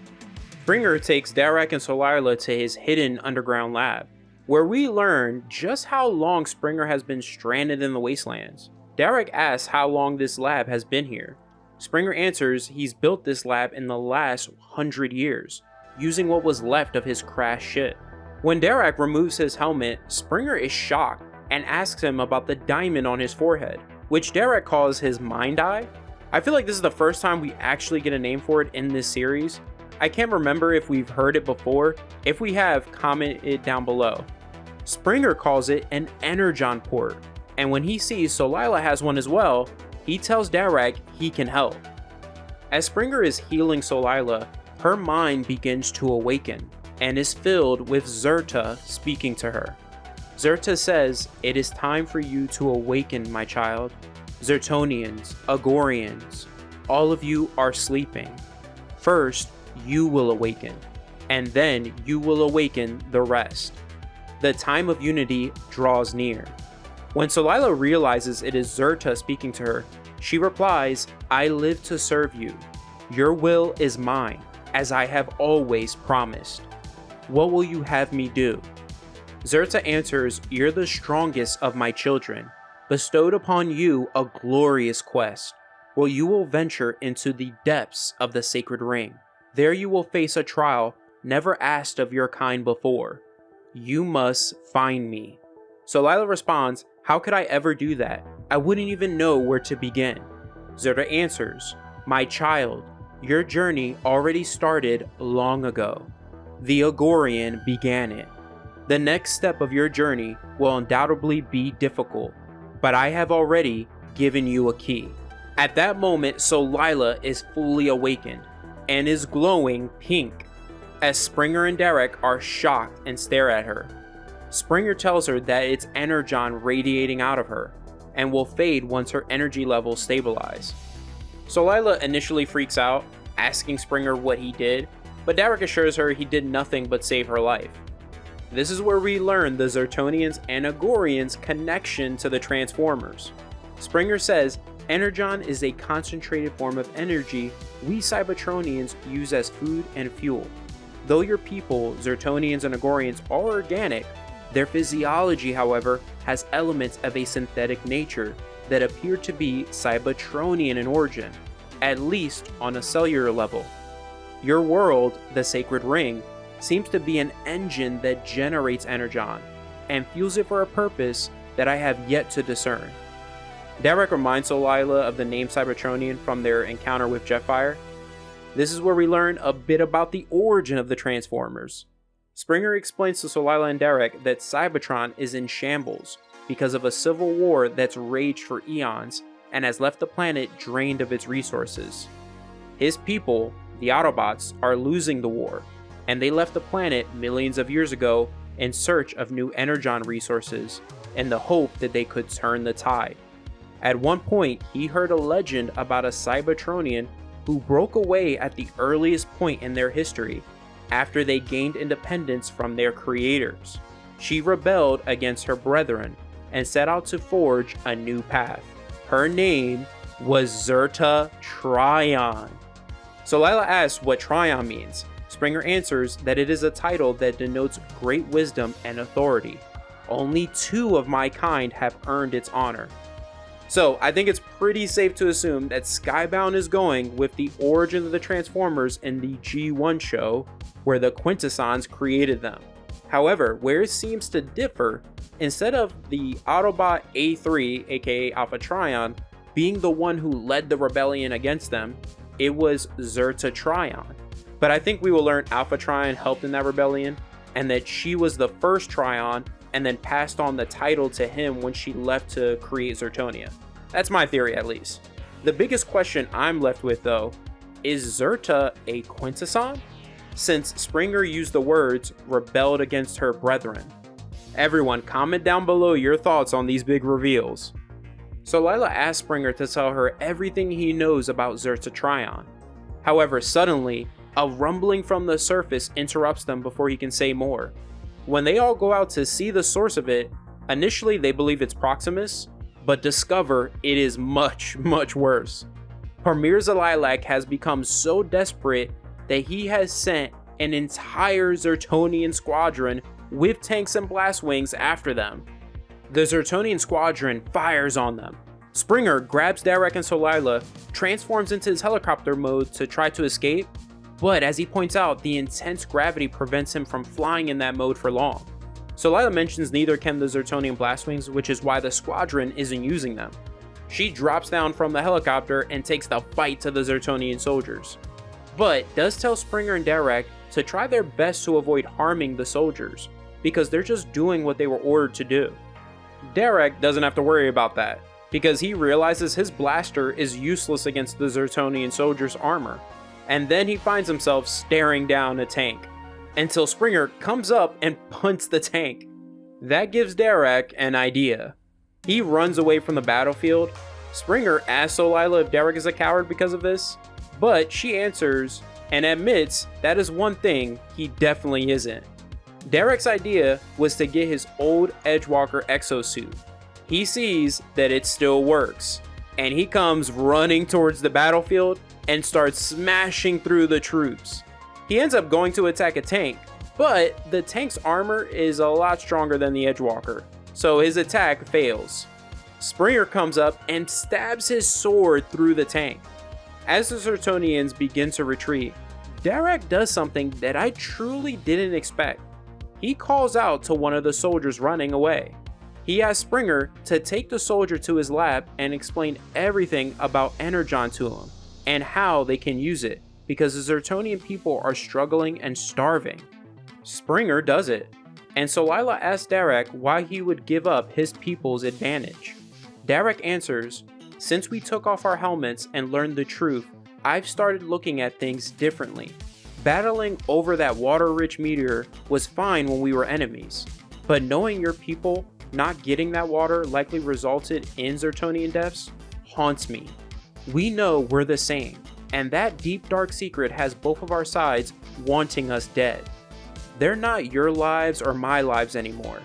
They're just lives, and I want to save as many as I can." Solila apologizes, but Derek assumes she still will hit him, but Solila promises she will never do that again. At that moment, the Zertonian soldier runs past them, and Springer tells them he's given him a data drive with all instructions they could possibly need. Later, as the Zertonian soldiers retreat to Zertonia, the soldier reviews the data drive. Suddenly, a hand comes out of the wasteland and grabs on to a Zertonian tank, which turns out to be Proximus. Back at Springer's lab, Derek asks him for his help in getting he and Solila to the Agorian border, and mentions after meeting Jetfire, he remembers Springer saving him the last time he was here at the shelter. Springer agrees and tells Derek he wants to hear more about his encounter with Jetfire. Derek then requests for a data drive to share with his own people. He then asks Solila about her green key, and at that moment, Solila responds by pointing her spear at him. He reminds her of her promise, and she stops herself and says, "I'm very sorry, but this is where we must part ways." Oh my god, my brain went nuts after reading this issue. This title isn't clickbait. What's up everyone, James here, and we return to the finale of the second arc of Void Rivals. Make sure you hit that like button. If you are new here or need to catch up, the Void Rivals playlist is right here and right below the like button. With that out of the way, let's get into it. So this issue opens with Premier Zalilac reporting and admitting to Minister Doolin that he failed to end his son and Solila, that unity hasn't been averted and is still in play. He says, "I fear, Minister Doolin, the fate of everything we hold dear now rests in your hands." Doolin responds that his distress over the situation is warranted, but is pained and alarmed that someone of his stature has been brought so low over it. Zalilac gets pissed because he takes Doolin's response as him gloating and toying with him. However, Doolin tells him to calm himself and says, "This isn't the first scare. nor is it the first time Agorians have had to clean up your mess, and I fear it won't be the last. Doolin out. After Doolin ends the call, Zalilak leaves his chamber. One of his troops approaches and reports to him that their scientists have begun analyzing the data pad they've received from one of the soldiers that returned from the Wastelands. Remember, in the last video, Derek had Springer give one of the soldiers a data pad on everything about Energon. I think Derek is going to regret that decision when he sees it does nothing for the people and only serve the military. That's my theory. The soldier tells Zalilak that so far the information they've taken from it could change everything for Zertonians. Despite what the soldier is reporting to Zalilak, he isn't taking it seriously until it's something of substance, so he orders the soldier to notify him when the findings are confirmed. Meanwhile, in the streets of Zertonia, Ultim approaches Proximus, who's lying in this alley, thinking he is dead. Remember, Ultim was the kid who betrayed Derek, Solila, and the Zertonian Unifiers at the end of the last arc because the Zertonian army promised him they would find his mother. To no surprise, they didn't keep their promise, because when Proximus tells him that he isn't dead and asks him what he's doing here, Ultim reveals how he betrayed the Unifiers and how after they got away, the Zertonian army made him a cadet, but they haven't kept their promise to find his mother. Proximus responds that he was a cadet once, and when Ultim says he thinks his mom is dead, Proximus agrees. As Ultim begins to cry, Proximus tells him to stop in case the soldiers hear him. Ultim apologizes and says he can be strong, and asks Proximus if he can hide with him. Proximus answers, "Sure, kid." I think Kirkman gave us this scene because if my theory is correct, that Proximus is Solila's brother, Polata, he sees Ultim as the scared cadet he once was. And we saw that in the flashback of him and Solila as cadets. From here, we're going to go to the asteroid Monachus, where Lord Gaikani and his forces are chasing the Skuxoid. He managed to steal whatever valuable item Bosch hired him to steal. So my theory I propose in my Hot Rod on the Hunt video of Lord Gaikani being behind the robot that's been following the Skuxoid is probably wrong. The Skuxoid takes out one of Lord Gaikani's vehicles, stopping him and his forces in their tracks, and allowing him to escape successfully. Lord Gaikani yells in frustration and tells the Skuxoid that it will be his end if he ever steps foot on Monachus again. As the Skuxoid prepares to leave, he looks up at the stars, wondering what is he doing all this for? Since, as we saw in the Hot Rod on the Hunt video, he doesn't have his family anymore. In the Wasteland, Solila prepares to go on her journey. Derek approaches and tells her he's thought about them parting ways and still doesn't like the idea, and asks where she's going. Solila answers, "I have been charged with a sacred task of finding Zerta. You may deny it, but I know you heard her voice, and now so have I. She called me from within the sacred ring." She explains that Zerta told her that the unity between their people is drawing near, that everything they've done together up until now was meant to happen, and he needs to go to Agoria and prepare his people. Later, as they're about to depart on their individual journeys, Solila wishes Derek luck with his people, but Derek responds he doesn't need it since he'll have a giant killer robot with a sword on his side.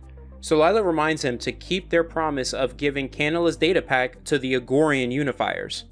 As she leaves, Derek, still not wanting her to face her journey alone, gives her his Handroid. What's funny is that Handroid is objecting to this, saying it is treason! Solila promises to return it, which Handroid is happy about. She also tells Derek that he reminds her of her brother. When Derek says thanks, Solila replies, "That's not a good thing. I don't want you to end up as he did. Please take care of yourself." As the rivals embrace each other, both of their minds' eyes touch. We then see a giant mechanical figure inside the black hole of the sacred ring. This figure awakens, showing its green eyes. As soon as Solila and Derek separate, Derek responds to Solila saying, "I will, and you do the same." The giant mechanical figure returns to its slumber. I think it's safe to assume that this mechanical figure and the being known as Goliant that we've heard throughout this entire series is Unicron. Shout out to subscriber the movie god 4613. He theorized this in my video covering the end of the first arc of Void Rivals. This is insane. What's up everyone, James here, and I bring you the first appearance of the future Prime Hot Rod in the Energon universe. There will also be a focus on the Skuxoid. One thing I want to mention is Hot Rod and the Skuxoid story continues after this in the latest issues of Void Rivals, but I took those out in my coverage of that and added them here. With that out of the way, let's get into it. So this opens with the Skuxoid finding himself being held at gunpoint by his Merc work buddy Slizardo after he arrives at this spaceport. In the G1 show, they were a mercenary dynamic duo in Season 3, doing a few jobs for Galvatron. Despite working for the evil Galvatron, I wouldn't say they were evil characters. Skuxoid was taking any work in order to feed his wife and kids he's always talking about, and Slizardo is all about the money. The Skuxoid really can't catch a break. Remember, he has been going through it since we first saw him in Void Rivals. Derek and Solila fought him and gave him some trouble on his Rockoroid. He failed to sell the Quintesson Scientist to Shockwave, and when he tried to get a reward for returning the Quintesson Scientist to the Quintessons, the Quintesson judge rewarded him by putting him on trial.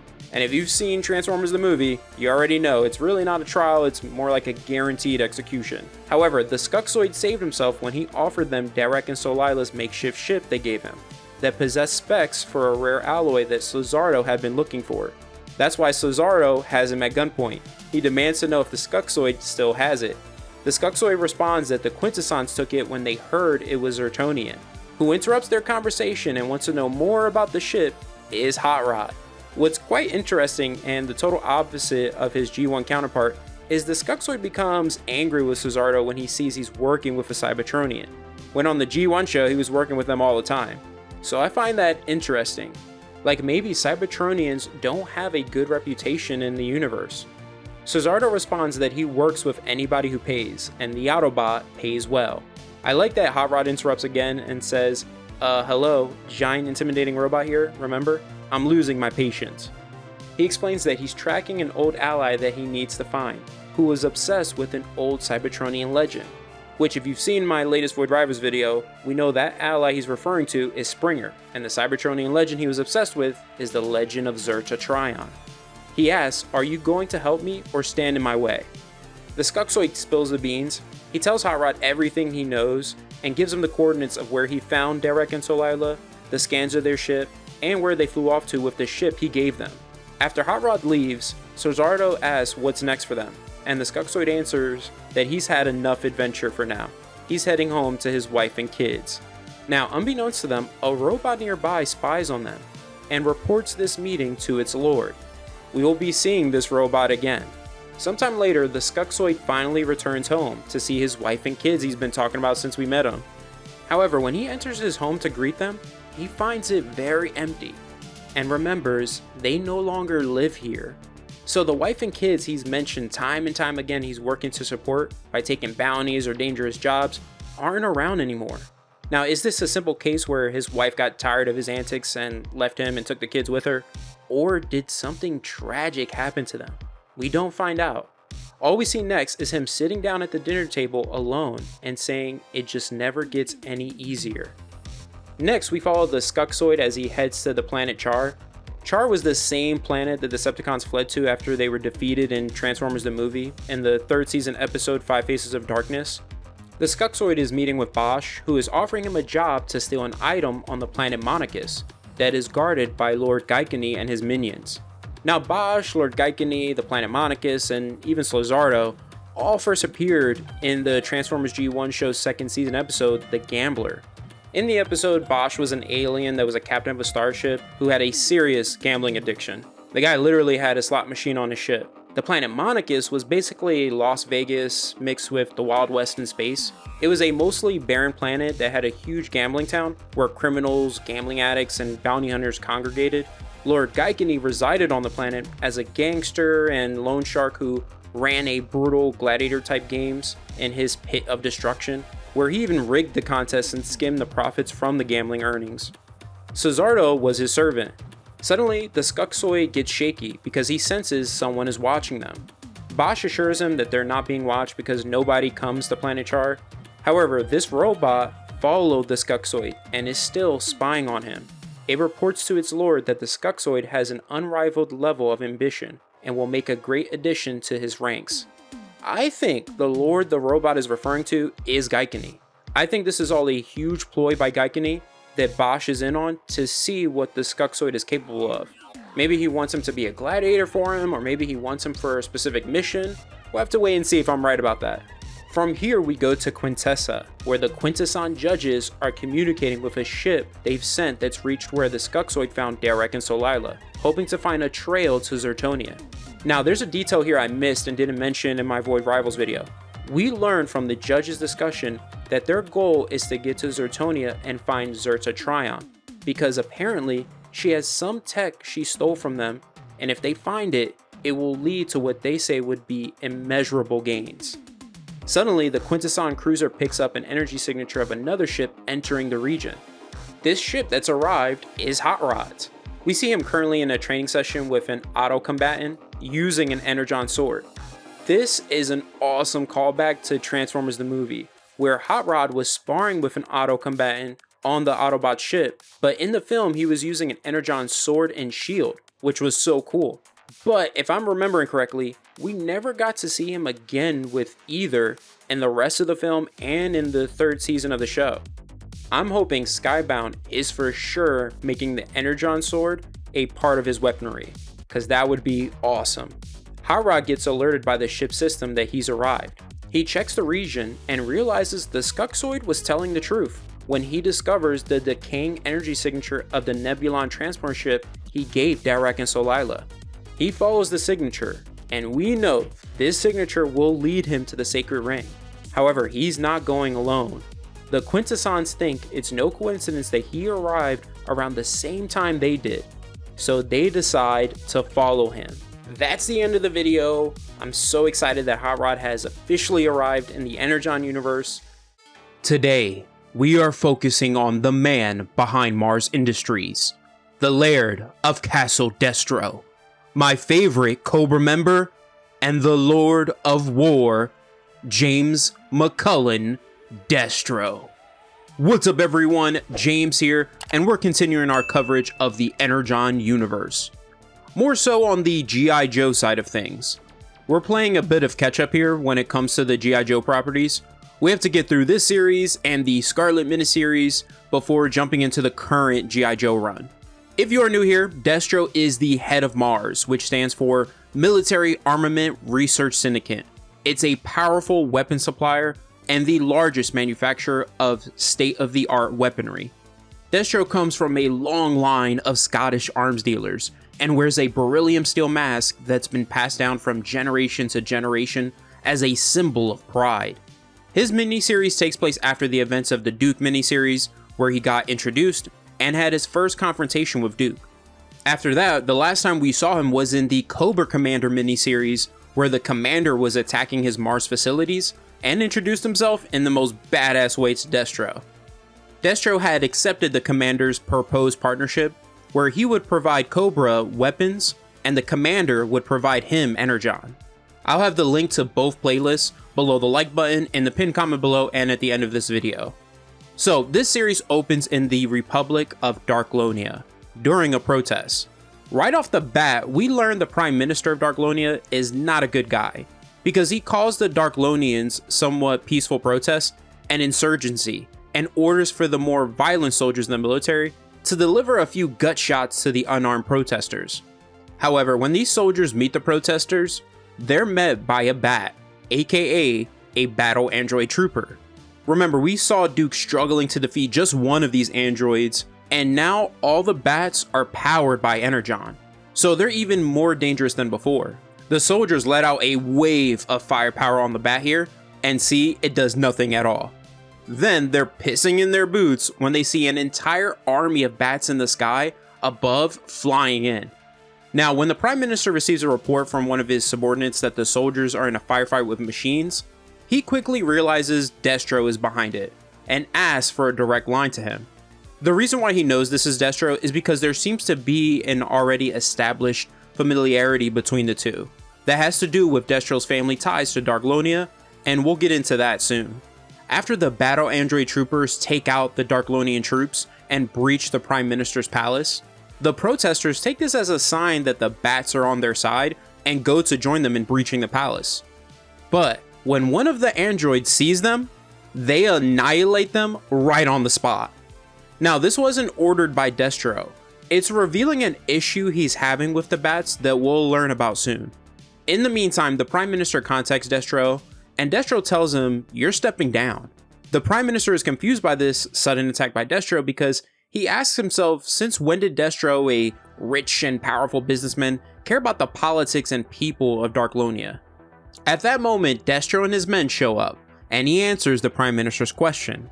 He says, the moment it could turn a profit. Now, that's actually not entirely true. There's also a bit of him taking care of a personal vendetta here, because Destro tells the Prime Minister that his clan has deep family connections with the family that founded and named Darklonia, and announces they will rule here again. He says, my cousin Artyom Darklon will take over as Prime Minister, so get out of his chair. One thing I should point out here is that we don't learn how exactly the Darklons lost their rulership of Darklonia. This is cool because this is Skybound and Dan Waters, who's the writer behind this series, establishing the Destro family early on instead of later, and drawing inspiration from the Marvel G.I. Joe comics run, because the fictional European country Darklonia and Destro's cousin, only known as Darklon then, first appeared in issue 88 of the Marvel G.I. Joe comics, where Darklon ruled Darklonia with an iron fist and had the country serve as a hub for illegal weapons manufacturing and distribution, often supplying various factions including Cobra. Unlike Destro, Darklon was a cunning businessman rather than a military leader who had a sense of honor. The guy was only motivated by profits, showing how cruel he could be, and though he was loyal to Destro, ultimately he only cared about his financial interests. As we go through this series, we'll see the personality traits Artyom Darklon shares with his Marvel counterpart. You may have noticed he doesn't have a family mask design like his Marvel counterpart. All I'll say is, by the end of the video, he will, and it's wild how it happens. Even though the people were literally protesting on his front door, the Prime Minister tries to argue that the people won't stand for a blood-soaked mercenary taking his place because they love him. Destro responds, yeah, that would have been the case, until you secretly took money from the crisis fund, and when Darklonia faced a drought, the people's crops failed and there was no money to save them. And when some people started rebelling, you burned them at the stake to silence them. Destro, smiling, goes on to say, I'm tempted to discover what they will do with you if we let you walk out of the palace gates. I suspect they'll find new, innovative ways to hurt you. The Prime Minister replies, I hope to see you in hell, Laird Destro. He takes his gun and shoots himself right in the head. Destro has taken Darklonia. Now, this is just the beginning of the chaos that's going to ensue in this series. It's going to be a mix of Captain America the Winter Soldier meets the Terminator. Okay, so even though Destro and Cobra Commander are officially working together, just like their animated counterparts, they have disagreements. And you'll see they don't trust each other completely. Cobra Commander contacts Destro and informs him that he's disappointed he's wasting resources like the Energon he provided him and the bats on personal vendettas like conquering what he calls backwater nations without discussing it with him. Destro explains part of the reason why he used the bats was to test them, and the issue he's having with them that I mentioned earlier, he reveals to Cobra Commander, which is they shoot anything with a face. They aren't able to distinguish friend from foe. This further displeases Cobra Commander, and he points out that they're essentially useless then, because they cannot be deployed alongside Cobra troops. What he says next shows us that he isn't gung-ho about revealing Cobra to the world just yet. He's playing the slow game of amassing forces and weapons and creating plans. He says, we're still amassing the army of Cobra. We must remain in the shadows. What you have done has brought international eyes to our operation. Destro replies, my operation. I've run Mars, not Cobra. We're in business together. I will build your machines and work with you towards your goal, but I am not your subordinate. Remember that. He then cuts the communication feed. Notice that Destro said your goal, making it clear that he's only working with him as long as he continues to provide Energon. Now we learn what Destro's true goal is because we go to him sometime later in the Scottish Highlands, traversing through the snow. Reminds me of Batman Begins. In his inner monologue, he talks about how human warfare has evolved so much over the centuries. But now that Energon exists, that will greatly accelerate it even more. He arrives at this hidden fortress, which turns out to be a huge mausoleum that is his ancestral home, and it's so cool. We see statues of the Destros that came before him. Later, we'll get into his family history and the origin of the Steel Mask in the Energon universe. Now, there being a mausoleum of statues of Destros that came before, I think this is something new Dan Waters added to the Destro mythos. The other thing here, which I'm pretty sure is new, is Destro having a spiritual connection to his ancestors, where he can speak to them. You'll see what I mean. He speaks to the statues, promising his ancestors that Clan Destro will stand at the forefront of the great change Energon will bring to the world of war. That Cobra Commander believes since he is the only one in control of Energon, he can fold Mars into Cobra. Destro makes it clear to his ancestors that he won't let that happen. He says, "None of you and no Destro who came before bent to another's will, and I will not be the first. So I seek your wisdom, ancestors. Counsel me with the insight that has shaped it through history by crafting and distributing the arms of war." Now, it's not revealed to us what his ancestors say to him, but they definitely say something, because Destro just says, "Yes, yes, of course." A few weeks later in Darklonia, Artyom Darklon is now in power, and Destro has wasted no time in turning Darklonia into a hub for illegal weapons, because Artyom is hosting here what he announces is the biannual Security Innovation Defense Expo, which is a fancy title to hide the fact it's an illegal arms fair.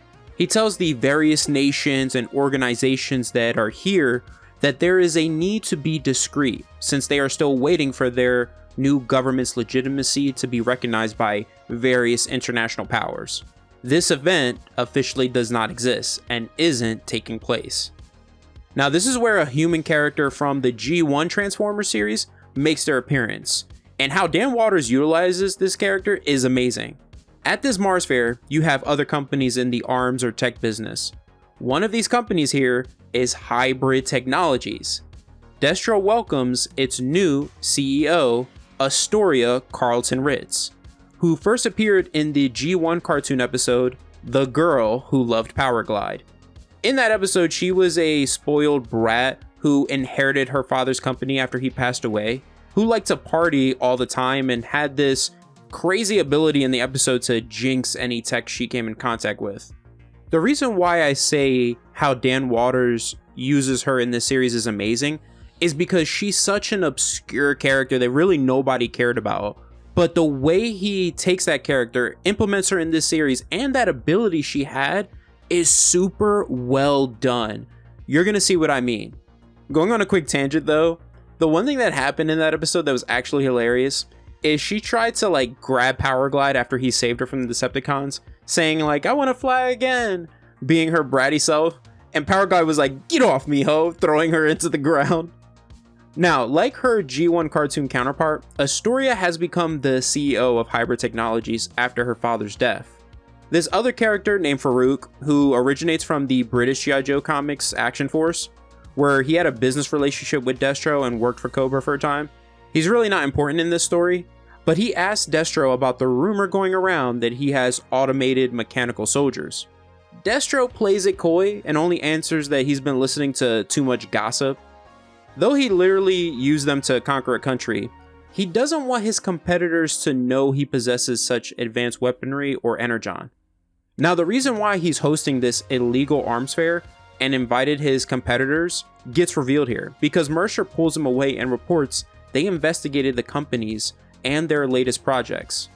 Mercer tells him one of them is working on the development of ionic weaponry, and another claims to have advancements in nanotech, but none of them seem to have or have access to Energon. This is Destro making sure he's the only company that has access to Energon. However, there is one company that didn't show up to the fair that Destro is worried about. That company is Extensive Enterprises, which is run by the Crimson Twins, Tomax and Xamot, who are currently in South America. Though they're mirror image identical twins, how you can tell them apart is that Xamot has a scar on his cheek, whereas Tomax is scar-free. Not only do they run a successful company, but they also operate one of the largest private armies called the Crimson Guard. Now we get an example here of how ruthless these twins can be. They had to show up here after the local military field commander disastrously failed holding back a guerrilla cell that attacked their encampment. Instead of holding his position until the Crimson Guard got there to reinforce him, he chose to flee. The commander tries to argue it's their failure for not taking out the guerrilla cell before they reach their position, and that they promised to have every possibility covered. The twins respond, they promised nothing. They're hired to consult and provide manpower. That had he held his position, he would have lost only 20% of his men, and for his tactical failure, he and his men will have to be punished. They already discussed it with his general. They say every battalion has to understand failure isn't an option. The twins have the Crimson Guard wipe out the commander's troops. Just bullet fire and bodies everywhere. Xamot then strangles the field commander with a garrote wire until he snaps this guy's neck. Like holy hell. Tomax speaks with the general about replacing the lost soldiers with the Crimson Guardsmen.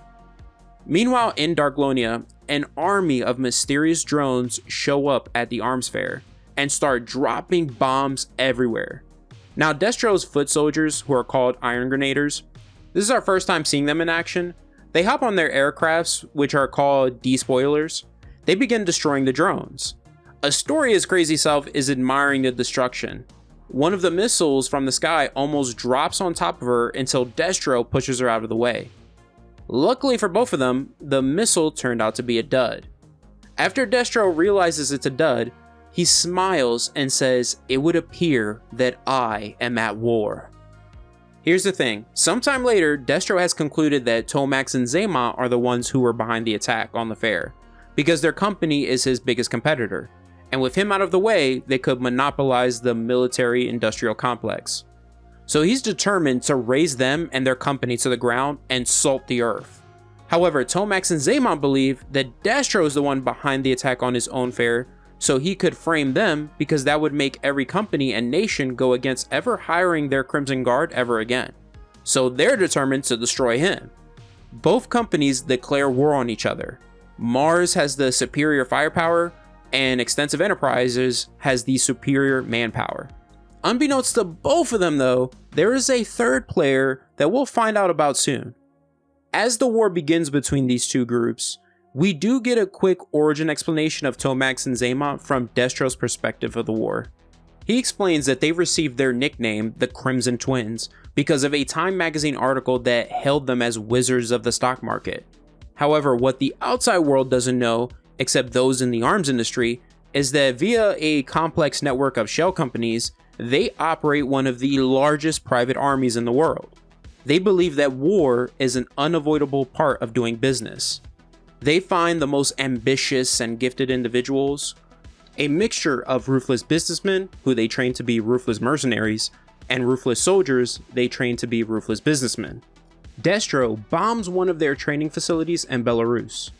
At the same time, we get Tomax and Xamot's point of view on Destro. They explain that he has always been an innovative and lucrative weapons designer, that he believes business is just a means to wage war. They admit that when they moved into his realm of the military-industrial complex, they modeled certain elements of their company after his. So they always kept a close eye on his company's cash flow, and noticed recently it's been tied up at a site in South Carolina. They have sent their Crimson Guard, who are currently bombing the facility building his battle android troopers. At that moment, Destro receives a report of this and orders all the bats to be activated, even the ones in the early stages of development, because the facility contains his primary store of Energon, and doesn't want the twins to find out about it. He needs to guarantee that there won't be any witnesses. The Crimson Guard unit here reports that they bombed the facility. but then they're swarmed by bats. Even though they're damaged by the bombing of the facility, that hasn't stopped them. Some have no arms or no legs or one arm, but it doesn't stop them at all from completely dominating and killing the Crimson Guard here. The Crimson Twins respond to Destro's attack on their training ground by activating the Assault System Pod. They destroy the squadron of Iron Grenadiers Destro sent. Destro is shocked to see that the Twins got the design of his anti-aircraft pod. Even though they don't discover the Energon, the Twins see that the rumors are true. Destro has mechanical soldiers. After both initiated their first strikes on each other, Destro and the Twins decide to meet at this neutral location Destro has chosen called the Scrap Heap of Empires. I actually love this scene here. Destro explains to the Twins that it's a no man's land, a landfill of weapons no longer fit for use that the world's governments swept under the rug by a mutual silent agreement. That if they continue their war, they risk turning the world into such a graveyard. The Twins argue that he wants a ceasefire after he's the one who started the war, and Destro gets pissed because in his mind, they're denying being the ones behind the attack on his life. He says, "You lie even to my face.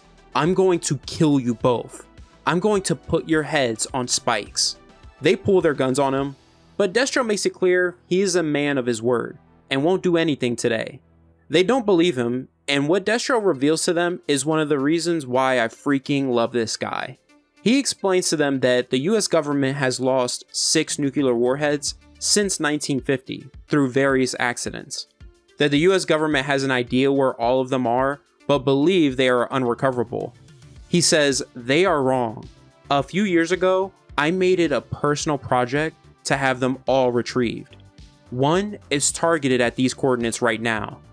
The Twins think he's bluffing, but Destro dares them to shoot, and they'll see he isn't. He proposes they continue their war, but don't destroy each other's companies and the people that work for them, and just focus on killing each other. Whoever wins absorbs the loser's company, which the Twins ultimately agree to. Later, Destro returns to the Scottish Highlands, and the interesting thing we learn about is the existence and location of the tomb of Destro's ancestors is only known by those who come from Clan Destro. He doesn't even tell the people that work for him. Nobody knows about it. He purposely comes here with minimal equipment, so nothing can be triangulated. However, Destro doesn't know he's been followed here by an assassin named Chameleon. After he leaves his ancestor's tomb, Destro discovers Chameleon and confronts the assassin. Destro is cocky and confident, and I love it, even though Chameleon literally has a rifle trained on him. He says, "To ensure these coordinates are forgotten, I will scour the memory from the cerebral cortex of your corpse. I'll use steel wool." Chameleon responds just by straight up shooting him with her rifle. And at the same time, Destro tries to fire his wrist rockets, but it immediately fries and he gets hit by the bullet. She inspects the body thinking that Destro is dead, but the man is playing possum. He surprises her and reveals he wears a lot of Kevlar. As the two fight, he's trying to figure out how she took out both his rockets and his comms, theorizing to her that she must have tech that creates a localized EMP. Chameleon doesn't respond. Instead, she radios this individual named Overkill to send in backup.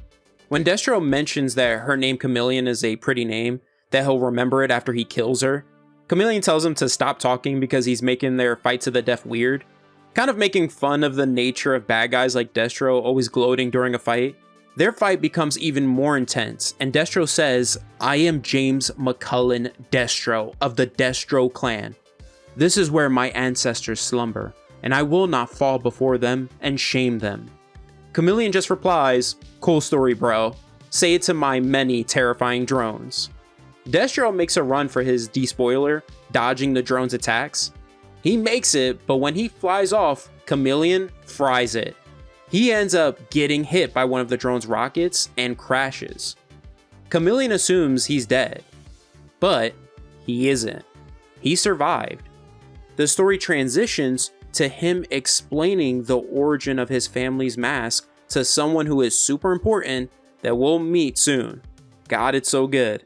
He explains that during the Wars of the Three Kingdoms that began in 1639 and went on for 14 years, His ancestor, Laird Destro, sold weapons to all sides of the war. The Irish, the Scottish, and the eventual victor, Oliver Cromwell, who became Lord Protector of England. Cromwell's soldiers had a reputation for putting Irish babies up on their pikes and burning churches their enemies sought sanctuary within. It was Cromwell's men who discovered Destro's betrayal. They called him a traitor, whereas Destro called himself an entrepreneur. While imprisoned, he said to one of Cromwell's men, "If you execute me, whose weapons will you use to do so? And once I am gone, whom will Cromwell buy his weapons from? Will you be the one to tell him the flow of muskets and cannonballs has halted, and why?" Cromwell's man knew he was right. However, he replied, "You think yourself untouchable? Perhaps you are right that I cannot provide you the death you deserve. But your sin shall be known. You shall wear a crown smelted from your shame, and from the musket balls you provided, dug up from the bodies of good men they killed. You shall wear it forever." He placed the hot iron mask on Destro's face as he screamed. Now, Dan Waters is retaining the same origin Larry Hama did in the Marvel G.I. Joe comics, except adding the gruesome twist of the Iron Mask being burned into his ancestor's face.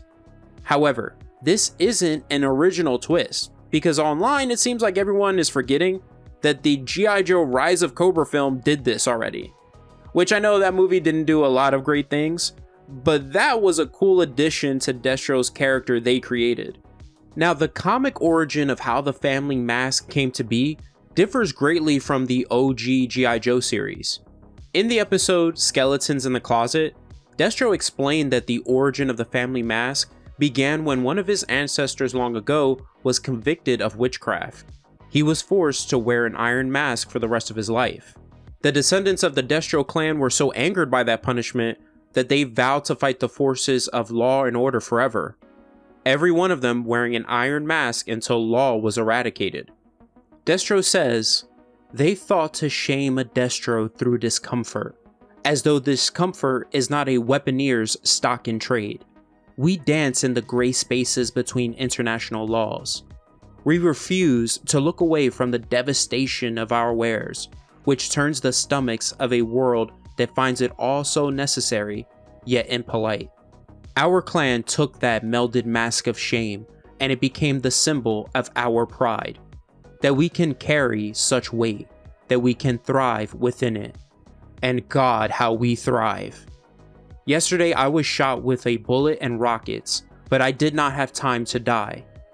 Still under the impression that Chameleon was sent by the Crimson Twins, he goes on to explain after surviving the attack, he knew he couldn't return to Mars, because if the twins knew about his most secret place, somebody in his inner circle then has betrayed him, which means all his facilities and safe houses are compromised.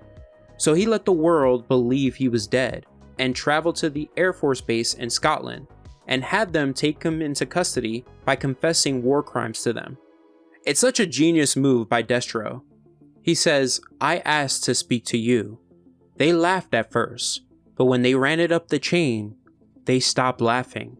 And here you are at my beck and call." This person replies, "What do you want, Destro? Give me one reason why I shouldn't extradite you to a black site where we can really test your theories of discomfort."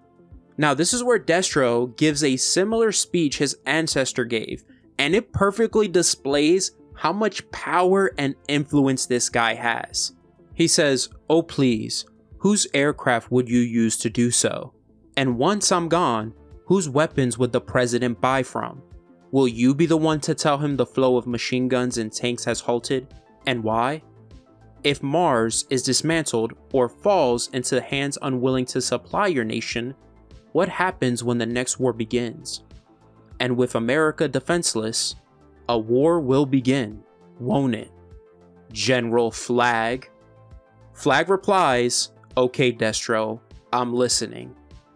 So there are two major revelations here. One, General Flag going out of his way to meet Destro is crazy because he is the man who runs the US military. If he wanted to disband and deactivate G.I. Joe, he could do it with the snap of his fingers. That's how much pull and power this guy has. So the fact that he's folding to Destro here is wild. 2, this discussion has revealed to us that the US government's main source of weapons is Mars Industries. Now, 8 days go by, and with the world believing Destro is gone, the Crimson Twins make their move to take over Mars. They meet with Artyom Darklon, because he is now acting CEO of Mars Industries, along with being the president-elect of Darklonia. So the twins point out to him that it doesn't look good that a world leader is also running the world's biggest private weapons manufacturer. They suggest he sell the company to them, but Artyom initially refuses because his clan has owned Mars for centuries, until they give him a paycheck with a lot of zeros on it. So many, in fact, that Tomax mentions that Zamon's hand cramped from writing all those zeros. More than likely, they offered him billions for the company. And just like his Marvel counterpart, all he cares about is the money. So he accepts their check and hands over Mars to the Crimson Twins. Transitioning back to Destro, we get another example of how much power this guy has over the US government. Because for a week, he's been reading files that he received from General Flagg that contain every dirty little secret and every military operation they have. The file that interested him the most was the one about Duke's encounter with Starscream. The biggest revelation that comes from this is pretty crazy, because though the government chose to cover up the incident by calling it an accident and tried to prevent Duke from investigating it further, they did believe him. Behind the scenes, they scrambled to discover who on Earth was working on similar tech. So they secretly had the CIA infiltrate American companies to steal industrial secrets. One of the companies listed that they suspected catches Destro's attention: Hybrid Technologies. The funny thing that happens next shows us Destro kind of sticking the knife to General Flagg, being a dick really, and showing how arrogant he is.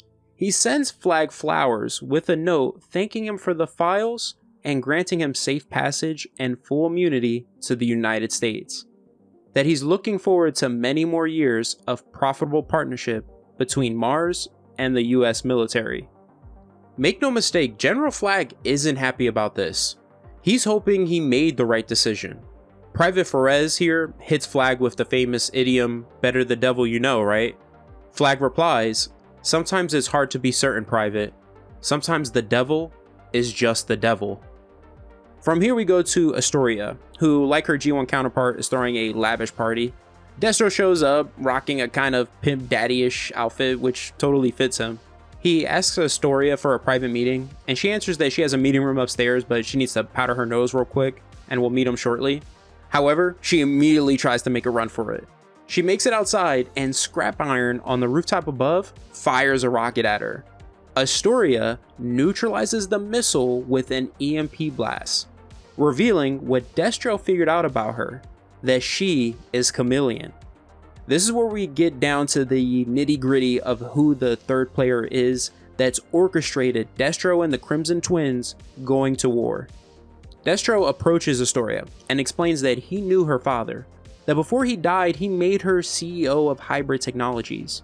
He would have never have done that unless she was capable, because he was a ruthless and practical man.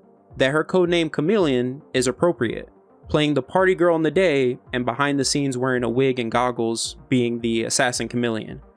Now she immediately goes on the offensive attacking him, but Destro tells her to just stop because her EMP won't stop a bullet. He theorizes the tech she possesses is from her father, which Astoria admits is the case and says it's called a fluke pulse. He created it to protect me. Destro accuses her of being the one behind the attack on the fair and causing the war between him and the twins. When Astoria says that it wasn't her, Destro is like, "You tried to assassinate me in the Highlands." And Astoria replies, "Okay, that time I tried to kill you." She reveals that she only did that because she thought he knew about this project called Overkill. She explains that it was a project she and her father were secretly working on, away from the greedy eyes of their company's board that seemed like a pipe dream. However, after her father died, an anonymous donor who somehow knew about their secret project reached out and wished to become a silent partner in it. she discloses it's a project focused on creating a fully autonomous, automated global defense system meant to end war and bring world peace. An artificial intelligence capable of learning, identifying potential threats, and nullifying them before they materialize worldwide. I know I said earlier this story is a mixture of Captain America the Winter Soldier meets the Terminator, but really it's the Winter Soldier meets Avengers Age of Ultron, because Astoria and her father secretly working on creating Overkill is the same as Tony Stark and Dr. Banner secretly working on the AI Ultron, trying to create a global defense system around the world that would keep potential threats to Earth at bay. However, Astoria and her father's AI Overkill's main purpose is more like Arnim Zola's program Hydra wanted to implement in Winter Soldier, an algorithm that would analyze people's past to determine if they would be a potential threat in the future. If they were deemed a potential threat, the S.H.I.E.L.D. helicarriers that would be placed around the world would neutralize them. Now, just like how Ultron woke up, the same eventually happened to Overkill, because Astoria says it wasn't ready yet, but then it woke up. And being autonomous, capable of learning and improvising, it since refused to go back to sleep. It was Overkill who identified the Darklonia arms fair as a threat. It was Overkill who attacked it without my permission. It's still working with me for the most part, but Overkill is making its own decisions about how to end war on Earth. Destro astutely deduces that she sounds afraid of it. When he asks, "Where is it?" Astoria answers, "Watching us. Always watching us." We see Overkill is a satellite orbiting Earth. Destro smiles and says, "Fascinating."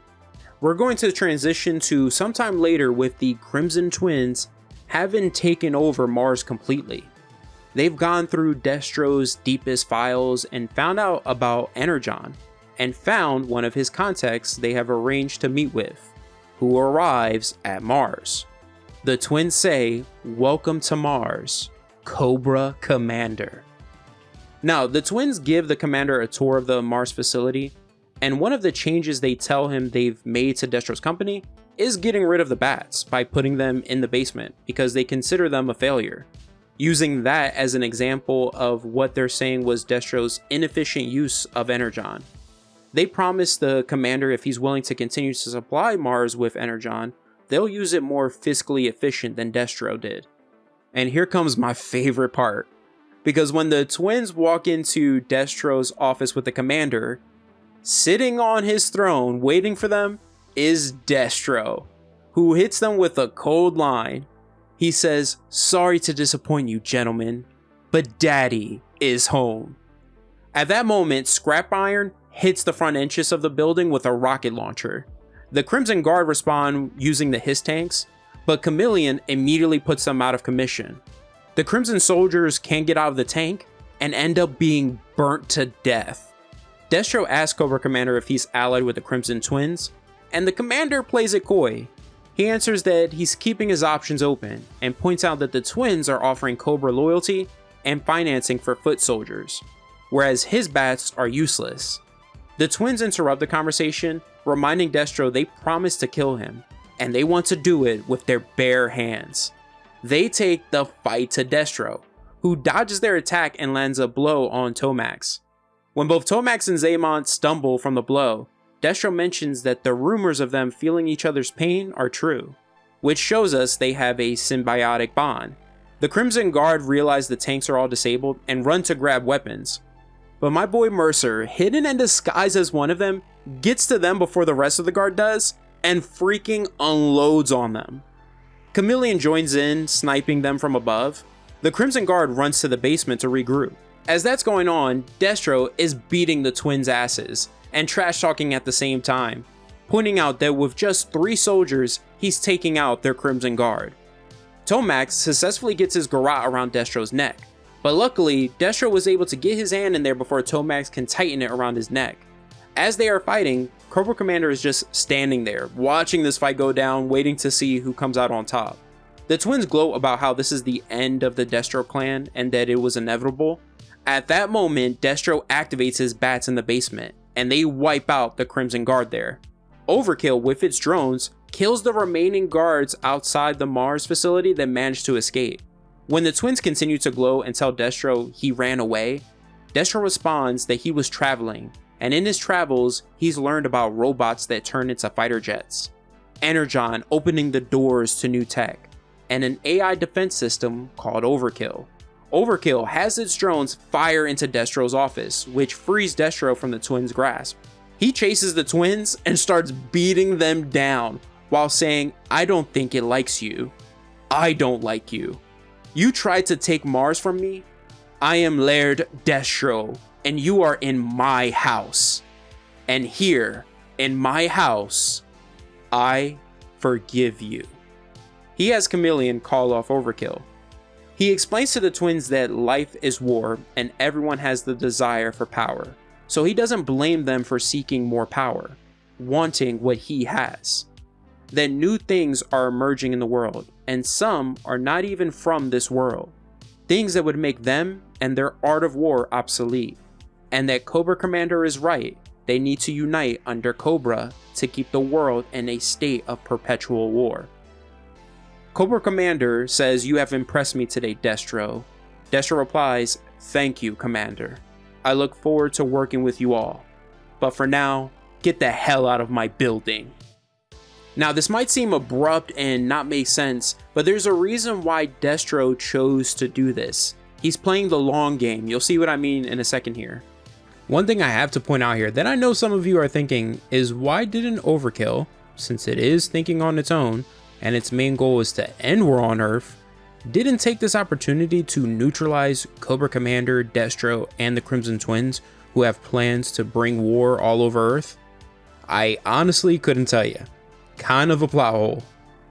Now, some time goes by and Astoria asks Destro when she'll meet Cobra Commander, but he points out to her that she may have already met him, because he thinks her anonymous benefactor was him. He tells her that he doesn't trust the Commander or Overkill.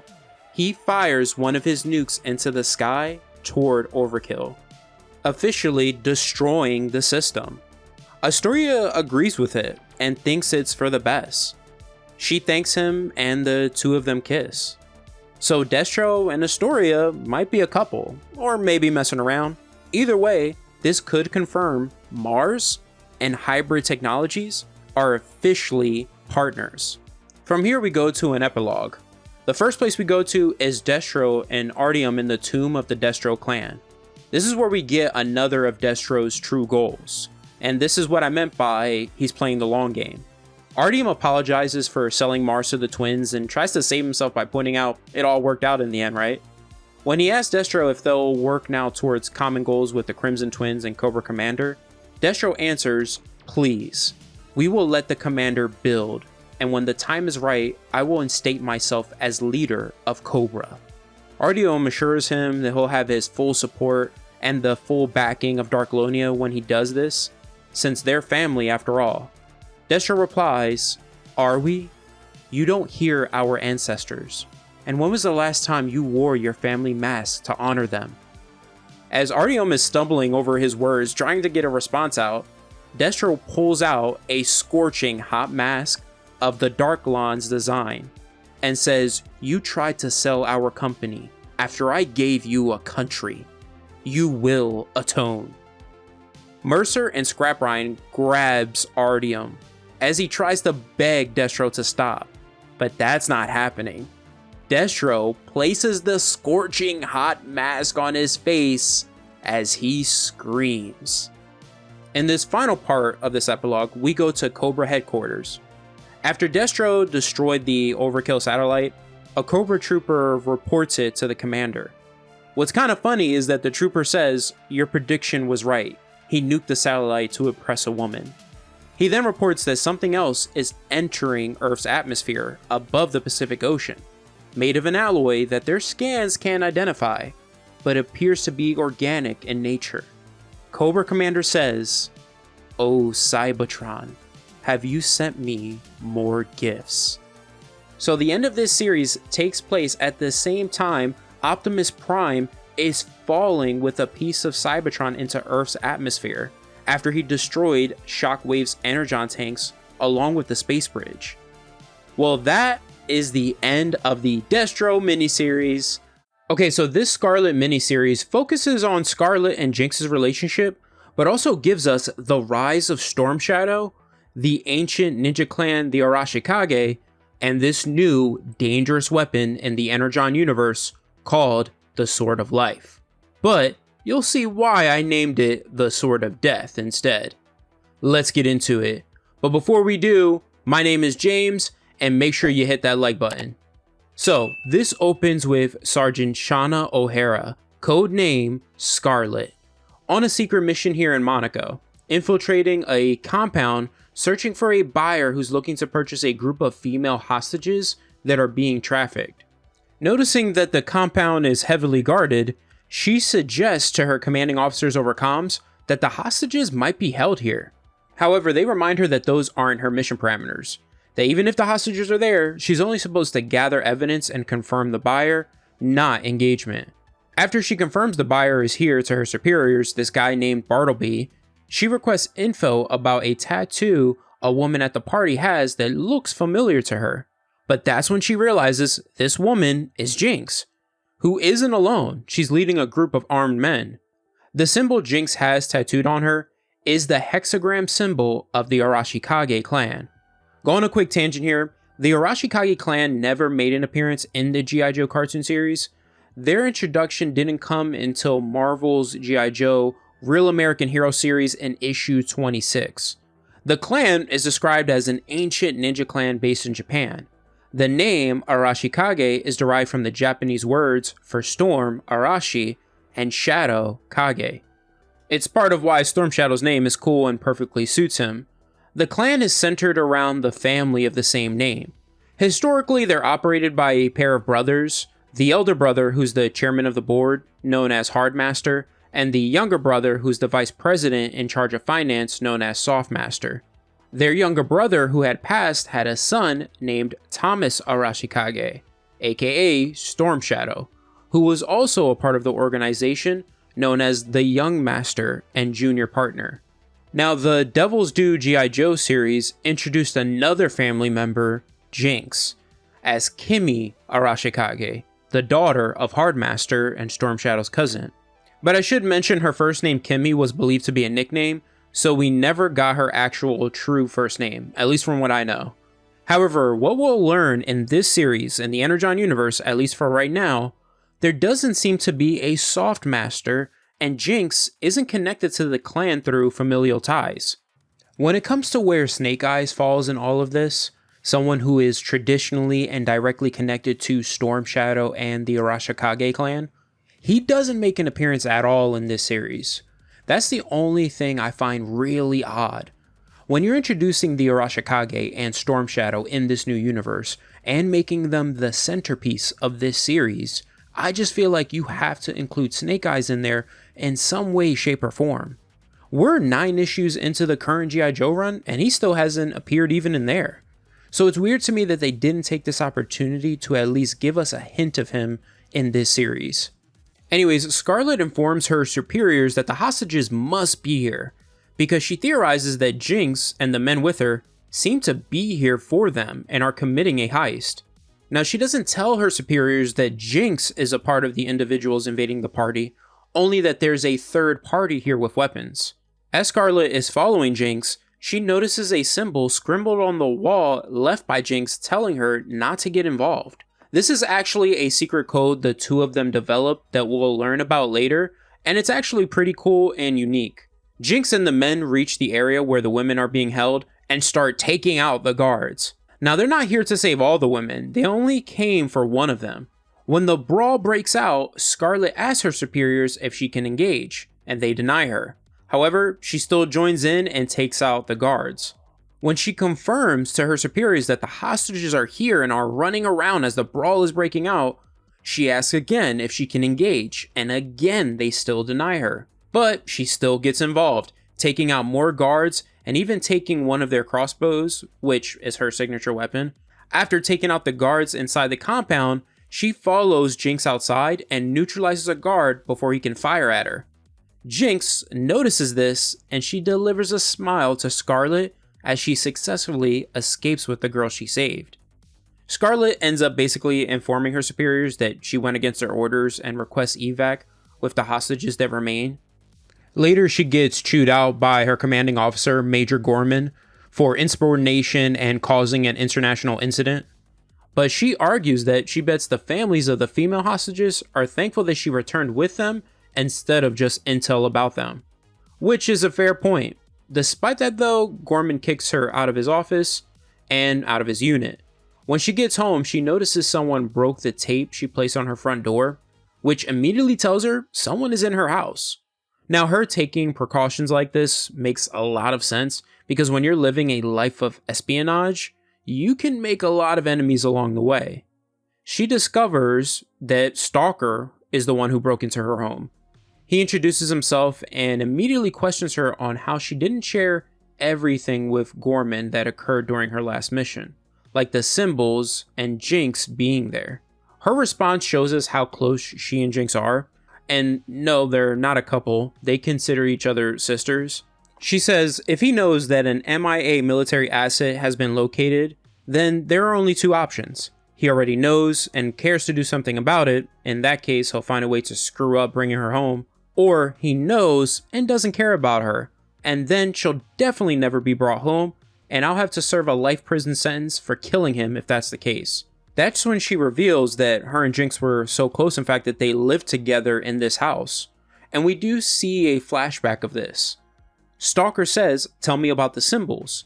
And Scarlett replies, "It's a code we developed over the years. It started out as more of a warning system, but eventually grew into something more. The one in the house translated to 'Don't follow me.'"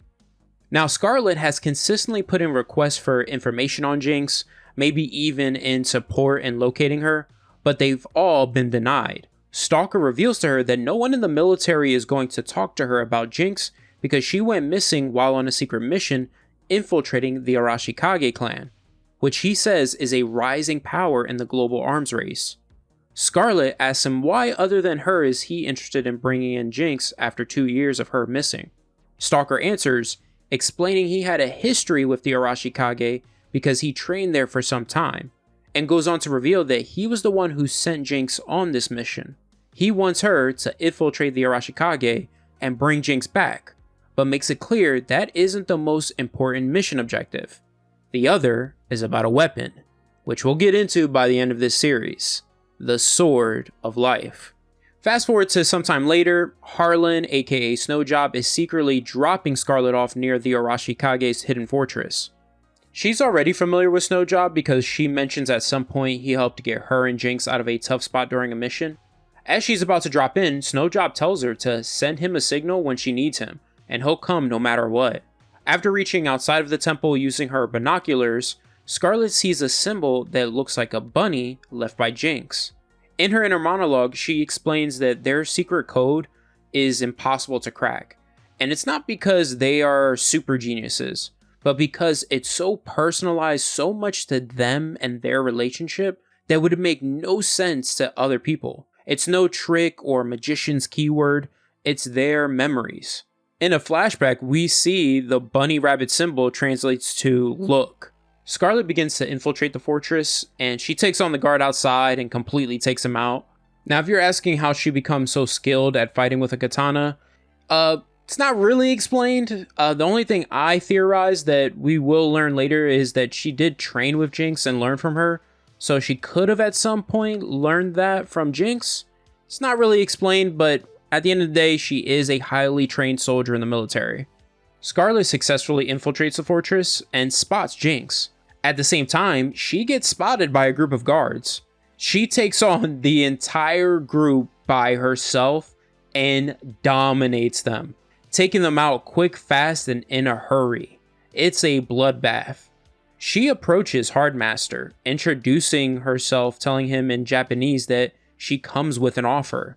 When he asks, "What is your offer?" Scarlett answers, "The offer is me." She ends up getting knocked out from behind by freaking Storm Shadow. Sometime later, she wakes up tied to a chair, and what she does next is sick. And I mean sick in a cool way and sick in a physically ill way. It really speaks though to how intelligent she is. She had a lockpick hidden in her mouth that the Arashikage found, but she also had another tool hidden within her in case they did. She opens stitches in her abdomen where she had a razor stored. When I first saw this, I was like, dear God. She cuts her restraints with the razor. One of the guards notices her free and a big fight breaks out. She takes him out and then more guards spot this and jump in. The one thing I was surprised to discover is that one of the ninjas fires a gun at Scarlett. The reason why I was surprised is that I thought the Arashikage clan would be more like the Ozunu clan in Ninja Assassin, where they don't rely on modern weapons and truly follow the traditional way of the ninja. Now, one of the shots opens up a case of weapons near her, and Scarlett starts headshotting some of the ninja with shurikens. When I first read this, I was like, damn. She proceeds to slice and dice more of the ninjas with a katana. Here's the funny part.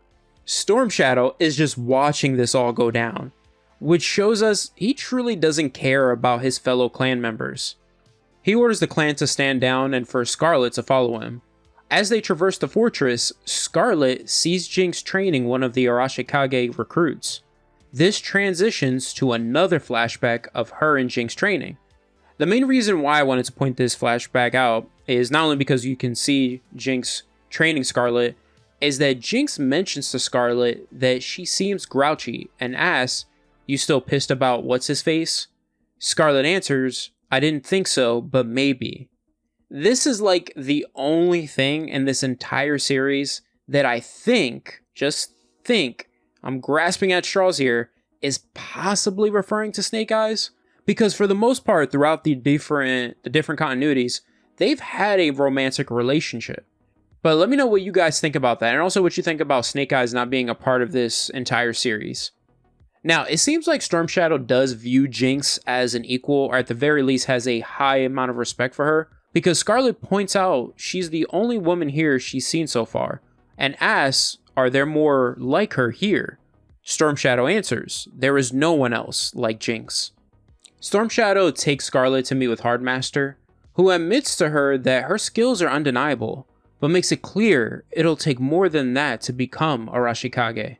That what they value most is loyalty, honor, and sacrifice. Qualities in his eyes she has failed to exhibit and may even lack. Scarlett poses the question of what he has in mind for her to demonstrate these qualities. That's when Hardmaster reveals to her she'll embark on a mission in which the main objective will be her helping to retrieve an ancient weapon that's considered the soul of the Arashikage. That they have worked tirelessly to find it ever since it was stolen from them by a Yakuza group called the Muganame, which translates to Endless Wave. It's such a badass name, and we'll definitely be witnessing why they're called that. He informs her that the Muganame plans on selling the weapon to an outside power, while showing her the schematics of a trio of high-rises in Tokyo called the Saito Trio. He explains one of the three buildings, called Saito, is legitimate, whereas the other two, called Tiger and Sakura, are under the Yakuza's control. Scarlett astutely deduces that the weapon is most likely in the Sakura building, since Sakura means ultimate goal. She also deduces that the other building, Tiger, is the building that holds the power to their security and defense system. That building in particular is Scarlett's mission. We transition to her infiltrating the top of the building. Now, the building security is already aware someone's broken in because they received an alert of the top floor being breached. Scarlett recognizes that this mission is essentially a suicide mission because she's going up against an overwhelming force alone with no backup. She points out how the Arashikage expect her to successfully complete the mission, but not survive it, which is a loss she theorizes they're ready to accept because they view her as expendable. She says in her inner monologue, "I learned early how to control my fear in mission scenarios. It's simply knowing that whatever you're doing is worth dying for, that the reason behind it matters. So what are my reasons? The mission? My honor? My pure loathing of failure? Especially my own? All solid reasons, but none worth dying for. Except for Jinx." At that moment, the building's security cameras spots her, and Scarlett leaps off the top floor, while security is freaking out over comms that she really jumped off, ordering a full lockdown of the building. As she is descending the building, Scarlett says Jinx is worth dying for, and I decided that before taking this mission. I absolutely love this image of Scarlett, and this is why I made it a part of the thumbnail. Now, she lands in the lobby's aquarium, which was part of the plan because it's a genius way of reaching her objective faster, which is the building's sub-basement levels, but also getting past a good portion of the building's security staff and some of the Muganame's forces. However, Scarlett does mention that the majority of their forces are in the sub-basement levels. This is where we're going to see why they're called Endless Wave. Scarlett reaches the first sub-basement level, but has to traverse 6 levels down to reach the defense system's power source. The Muganame is already on high alert searching for her. She first heads into the security control room and takes out all the personnel, destroying the monitors. As she traverses through the floor halls, it isn't long until a group of the Muganame carrying katanas finds her, and a fight breaks out. One of them lands a blow on her, wounding her side, but she answers by slicing this dude at his freaking jaw, and she then proceeds to take out the rest of the group here. Meanwhile, in the Sakura building, Jinx, Storm Shadow, and their Arashikage ninja brethren are taking on the Muganame forces that are here protecting the ancient weapon. It's just wave after wave of them they're facing. They're trying to hold out for as long as they can until Scarlett takes out the defense system's power, because the ancient weapon is surrounded by a force field that we see when one of the Yakuza is thrown into it, bisects the guy. Scarlett eventually reaches the sub-basement level's 6th floor and finds Sakura's generators that power their defense system. She activates an explosive device, but suddenly one of the Muganame catches her off guard, kicking her from behind, knocking the explosive device out of her hand. Luckily, it landed on top of the generators. This guy is taking the fight to Scarlett, slicing her arm. The fight goes back and forth, both of them just trading blows until Scarlett gets within his guard and fires her crossbow into the guy's stomach. He's donezo. But then even more of the Muganame forces show up. She immediately activates her explosive device and makes a run for it. She successfully destroys the generators. As Jinx, Storm Shadow, and the rest of the Arashikage are taking out the last of the Muganame Legion here, the force field shuts down. Scarlett makes it back to the rooftop of the Tiger building, and she swings over to the Sakura building and crashes through the window, ending up on the 47th floor, where Jinx meets her. Jinx helps her and expresses how much she missed her, and Scarlett mentions she feels the same. Jinx says, "You are the most stubborn woman alive, and I've never been happier about it." At that moment, Storm Shadow is informed over comms that the Muganame's buyer has arrived on the rooftop, which turns out to be, to no real surprise, Cobra.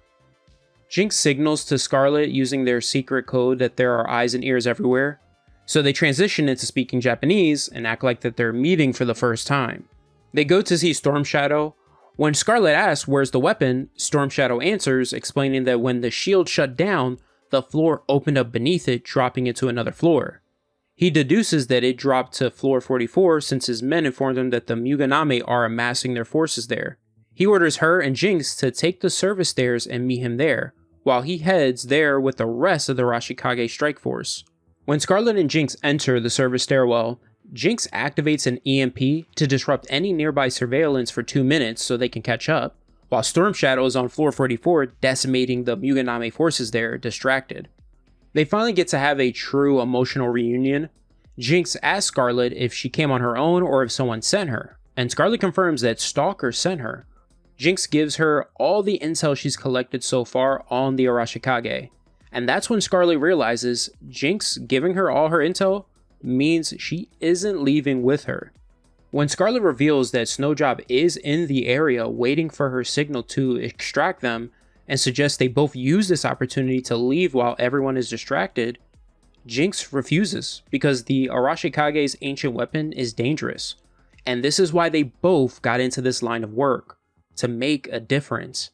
She goes on to admit that she's afraid all the time, and desperately misses home. However, she also admits that down to her very core, She loves doing this job because she's good at it. It might be the only thing she's good at. Jinx points out that the Arashikage might be an enemy now, but could be an ally they need down the line.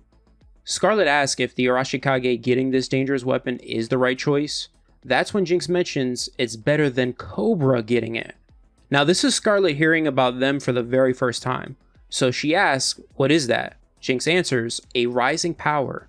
It's going to be a problem for anyone fighting for a free world. Here's the interesting thing. Scarlett then asks, does that include the Arashikage? Jinx answers, I don't know yet. I'm not sure they know. It's part of why I'm here. So Jinx doesn't truly know the goals of the Arashikage, and that's going to be made abundantly clear by the end of this video. Just as their 2-minute window is about to close, Scarlett suggests they don't go to floor 44. She deduces that it's a trick, a diversion by the Muganame. Make it seem like the weapon dropped to one of the floors below by amassing their forces on one of them, while sending it to the floor above. So they use the air vents to sneak up to floor 48 and see that Scarlett was right. The Muganame have the weapon and are preparing it for the buyer. Scarlett and Jinx waste no time in beginning to take them out. Jinx reports to Storm Shadow over comms that they found the weapon. That's when a squad of Cobra troops bursts into the room, adding to the chaos. Storm Shadow shows up and he, Jinx, and Scarlett wipe out everyone. It's actually a pretty awesome scene of all of them fighting together. Afterwards, Storm Shadow opens the weapon crate, revealing the legendary, powerful Arashikage weapon, and he says, Inochi no Ken, Sword of Life. He takes it into his hand as its power radiates, and he says, it is the fabled Sword of Life, the power of it and the feeling as if destined for my hand, destined to rule all. One of the last standing Muganame here tells Storm Shadow to drop the sword. In just one swift blade strike, Storm Shadow slices through the guy's sword and his torso. He says, this sword has been making its way to my hand since I was born, and you are but our first tribute to the Sword of Life's greatness. As if on cue, the guy's body literally splits apart. Scarlett mentions that the sword may have been misnamed, and this is why I renamed it to the Sword of Death. When Jinx suggests to Storm Shadow they leave, that's when a Cobra chopper fires a rocket blowing up their floor. They survive the blast and decide to escape with only 2 parachutes they possess. Guess who's gonna have to share? Now who enters the room is Cobra Commander with a squadron of his heavy armed Cobra troops. God, I love the commander in this universe. His troops inform him that they haven't found anyone or even the weapon yet. Cobra Commander spots Scarlett and the crew and immediately opens fire on them. Jinx and Scarlett don't have their shared parachute ready, but Storm Shadow doesn't care. This is just further evidence he cares for no one else but himself. He jumps out of the blown opening of the building and says, "See you on the ground, ladies."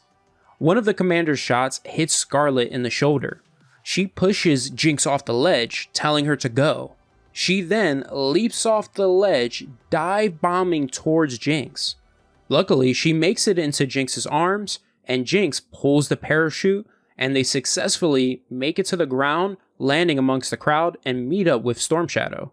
He tells them to split up and meet at another location in 3 hours, in order to make it difficult for anyone to track them.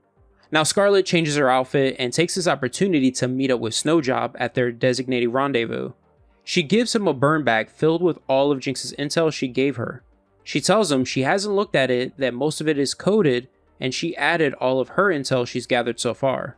Snowjob is confused because he thought he was extracting her. Scarlett reveals that she isn't leaving, because if she does, nobody will ever be able to infiltrate the Arashikage again. That would leave Jinx forever stuck there on her own, and she refuses to let that happen. Snowjob admits she's right and says, when you ladies are ready, call me. I'll get you out of there, even if I have to bring everyone. Eventually, Scarlett, Jinx, and Storm Shadow return to the Arashikage fortress. Storm Shadow gives the Sword of Life to Hardmaster, who inspects it and says, we will now enter a new phase of the Arashikage. Hardmaster then gives it back to Storm Shadow, who replies, "Yes, we will."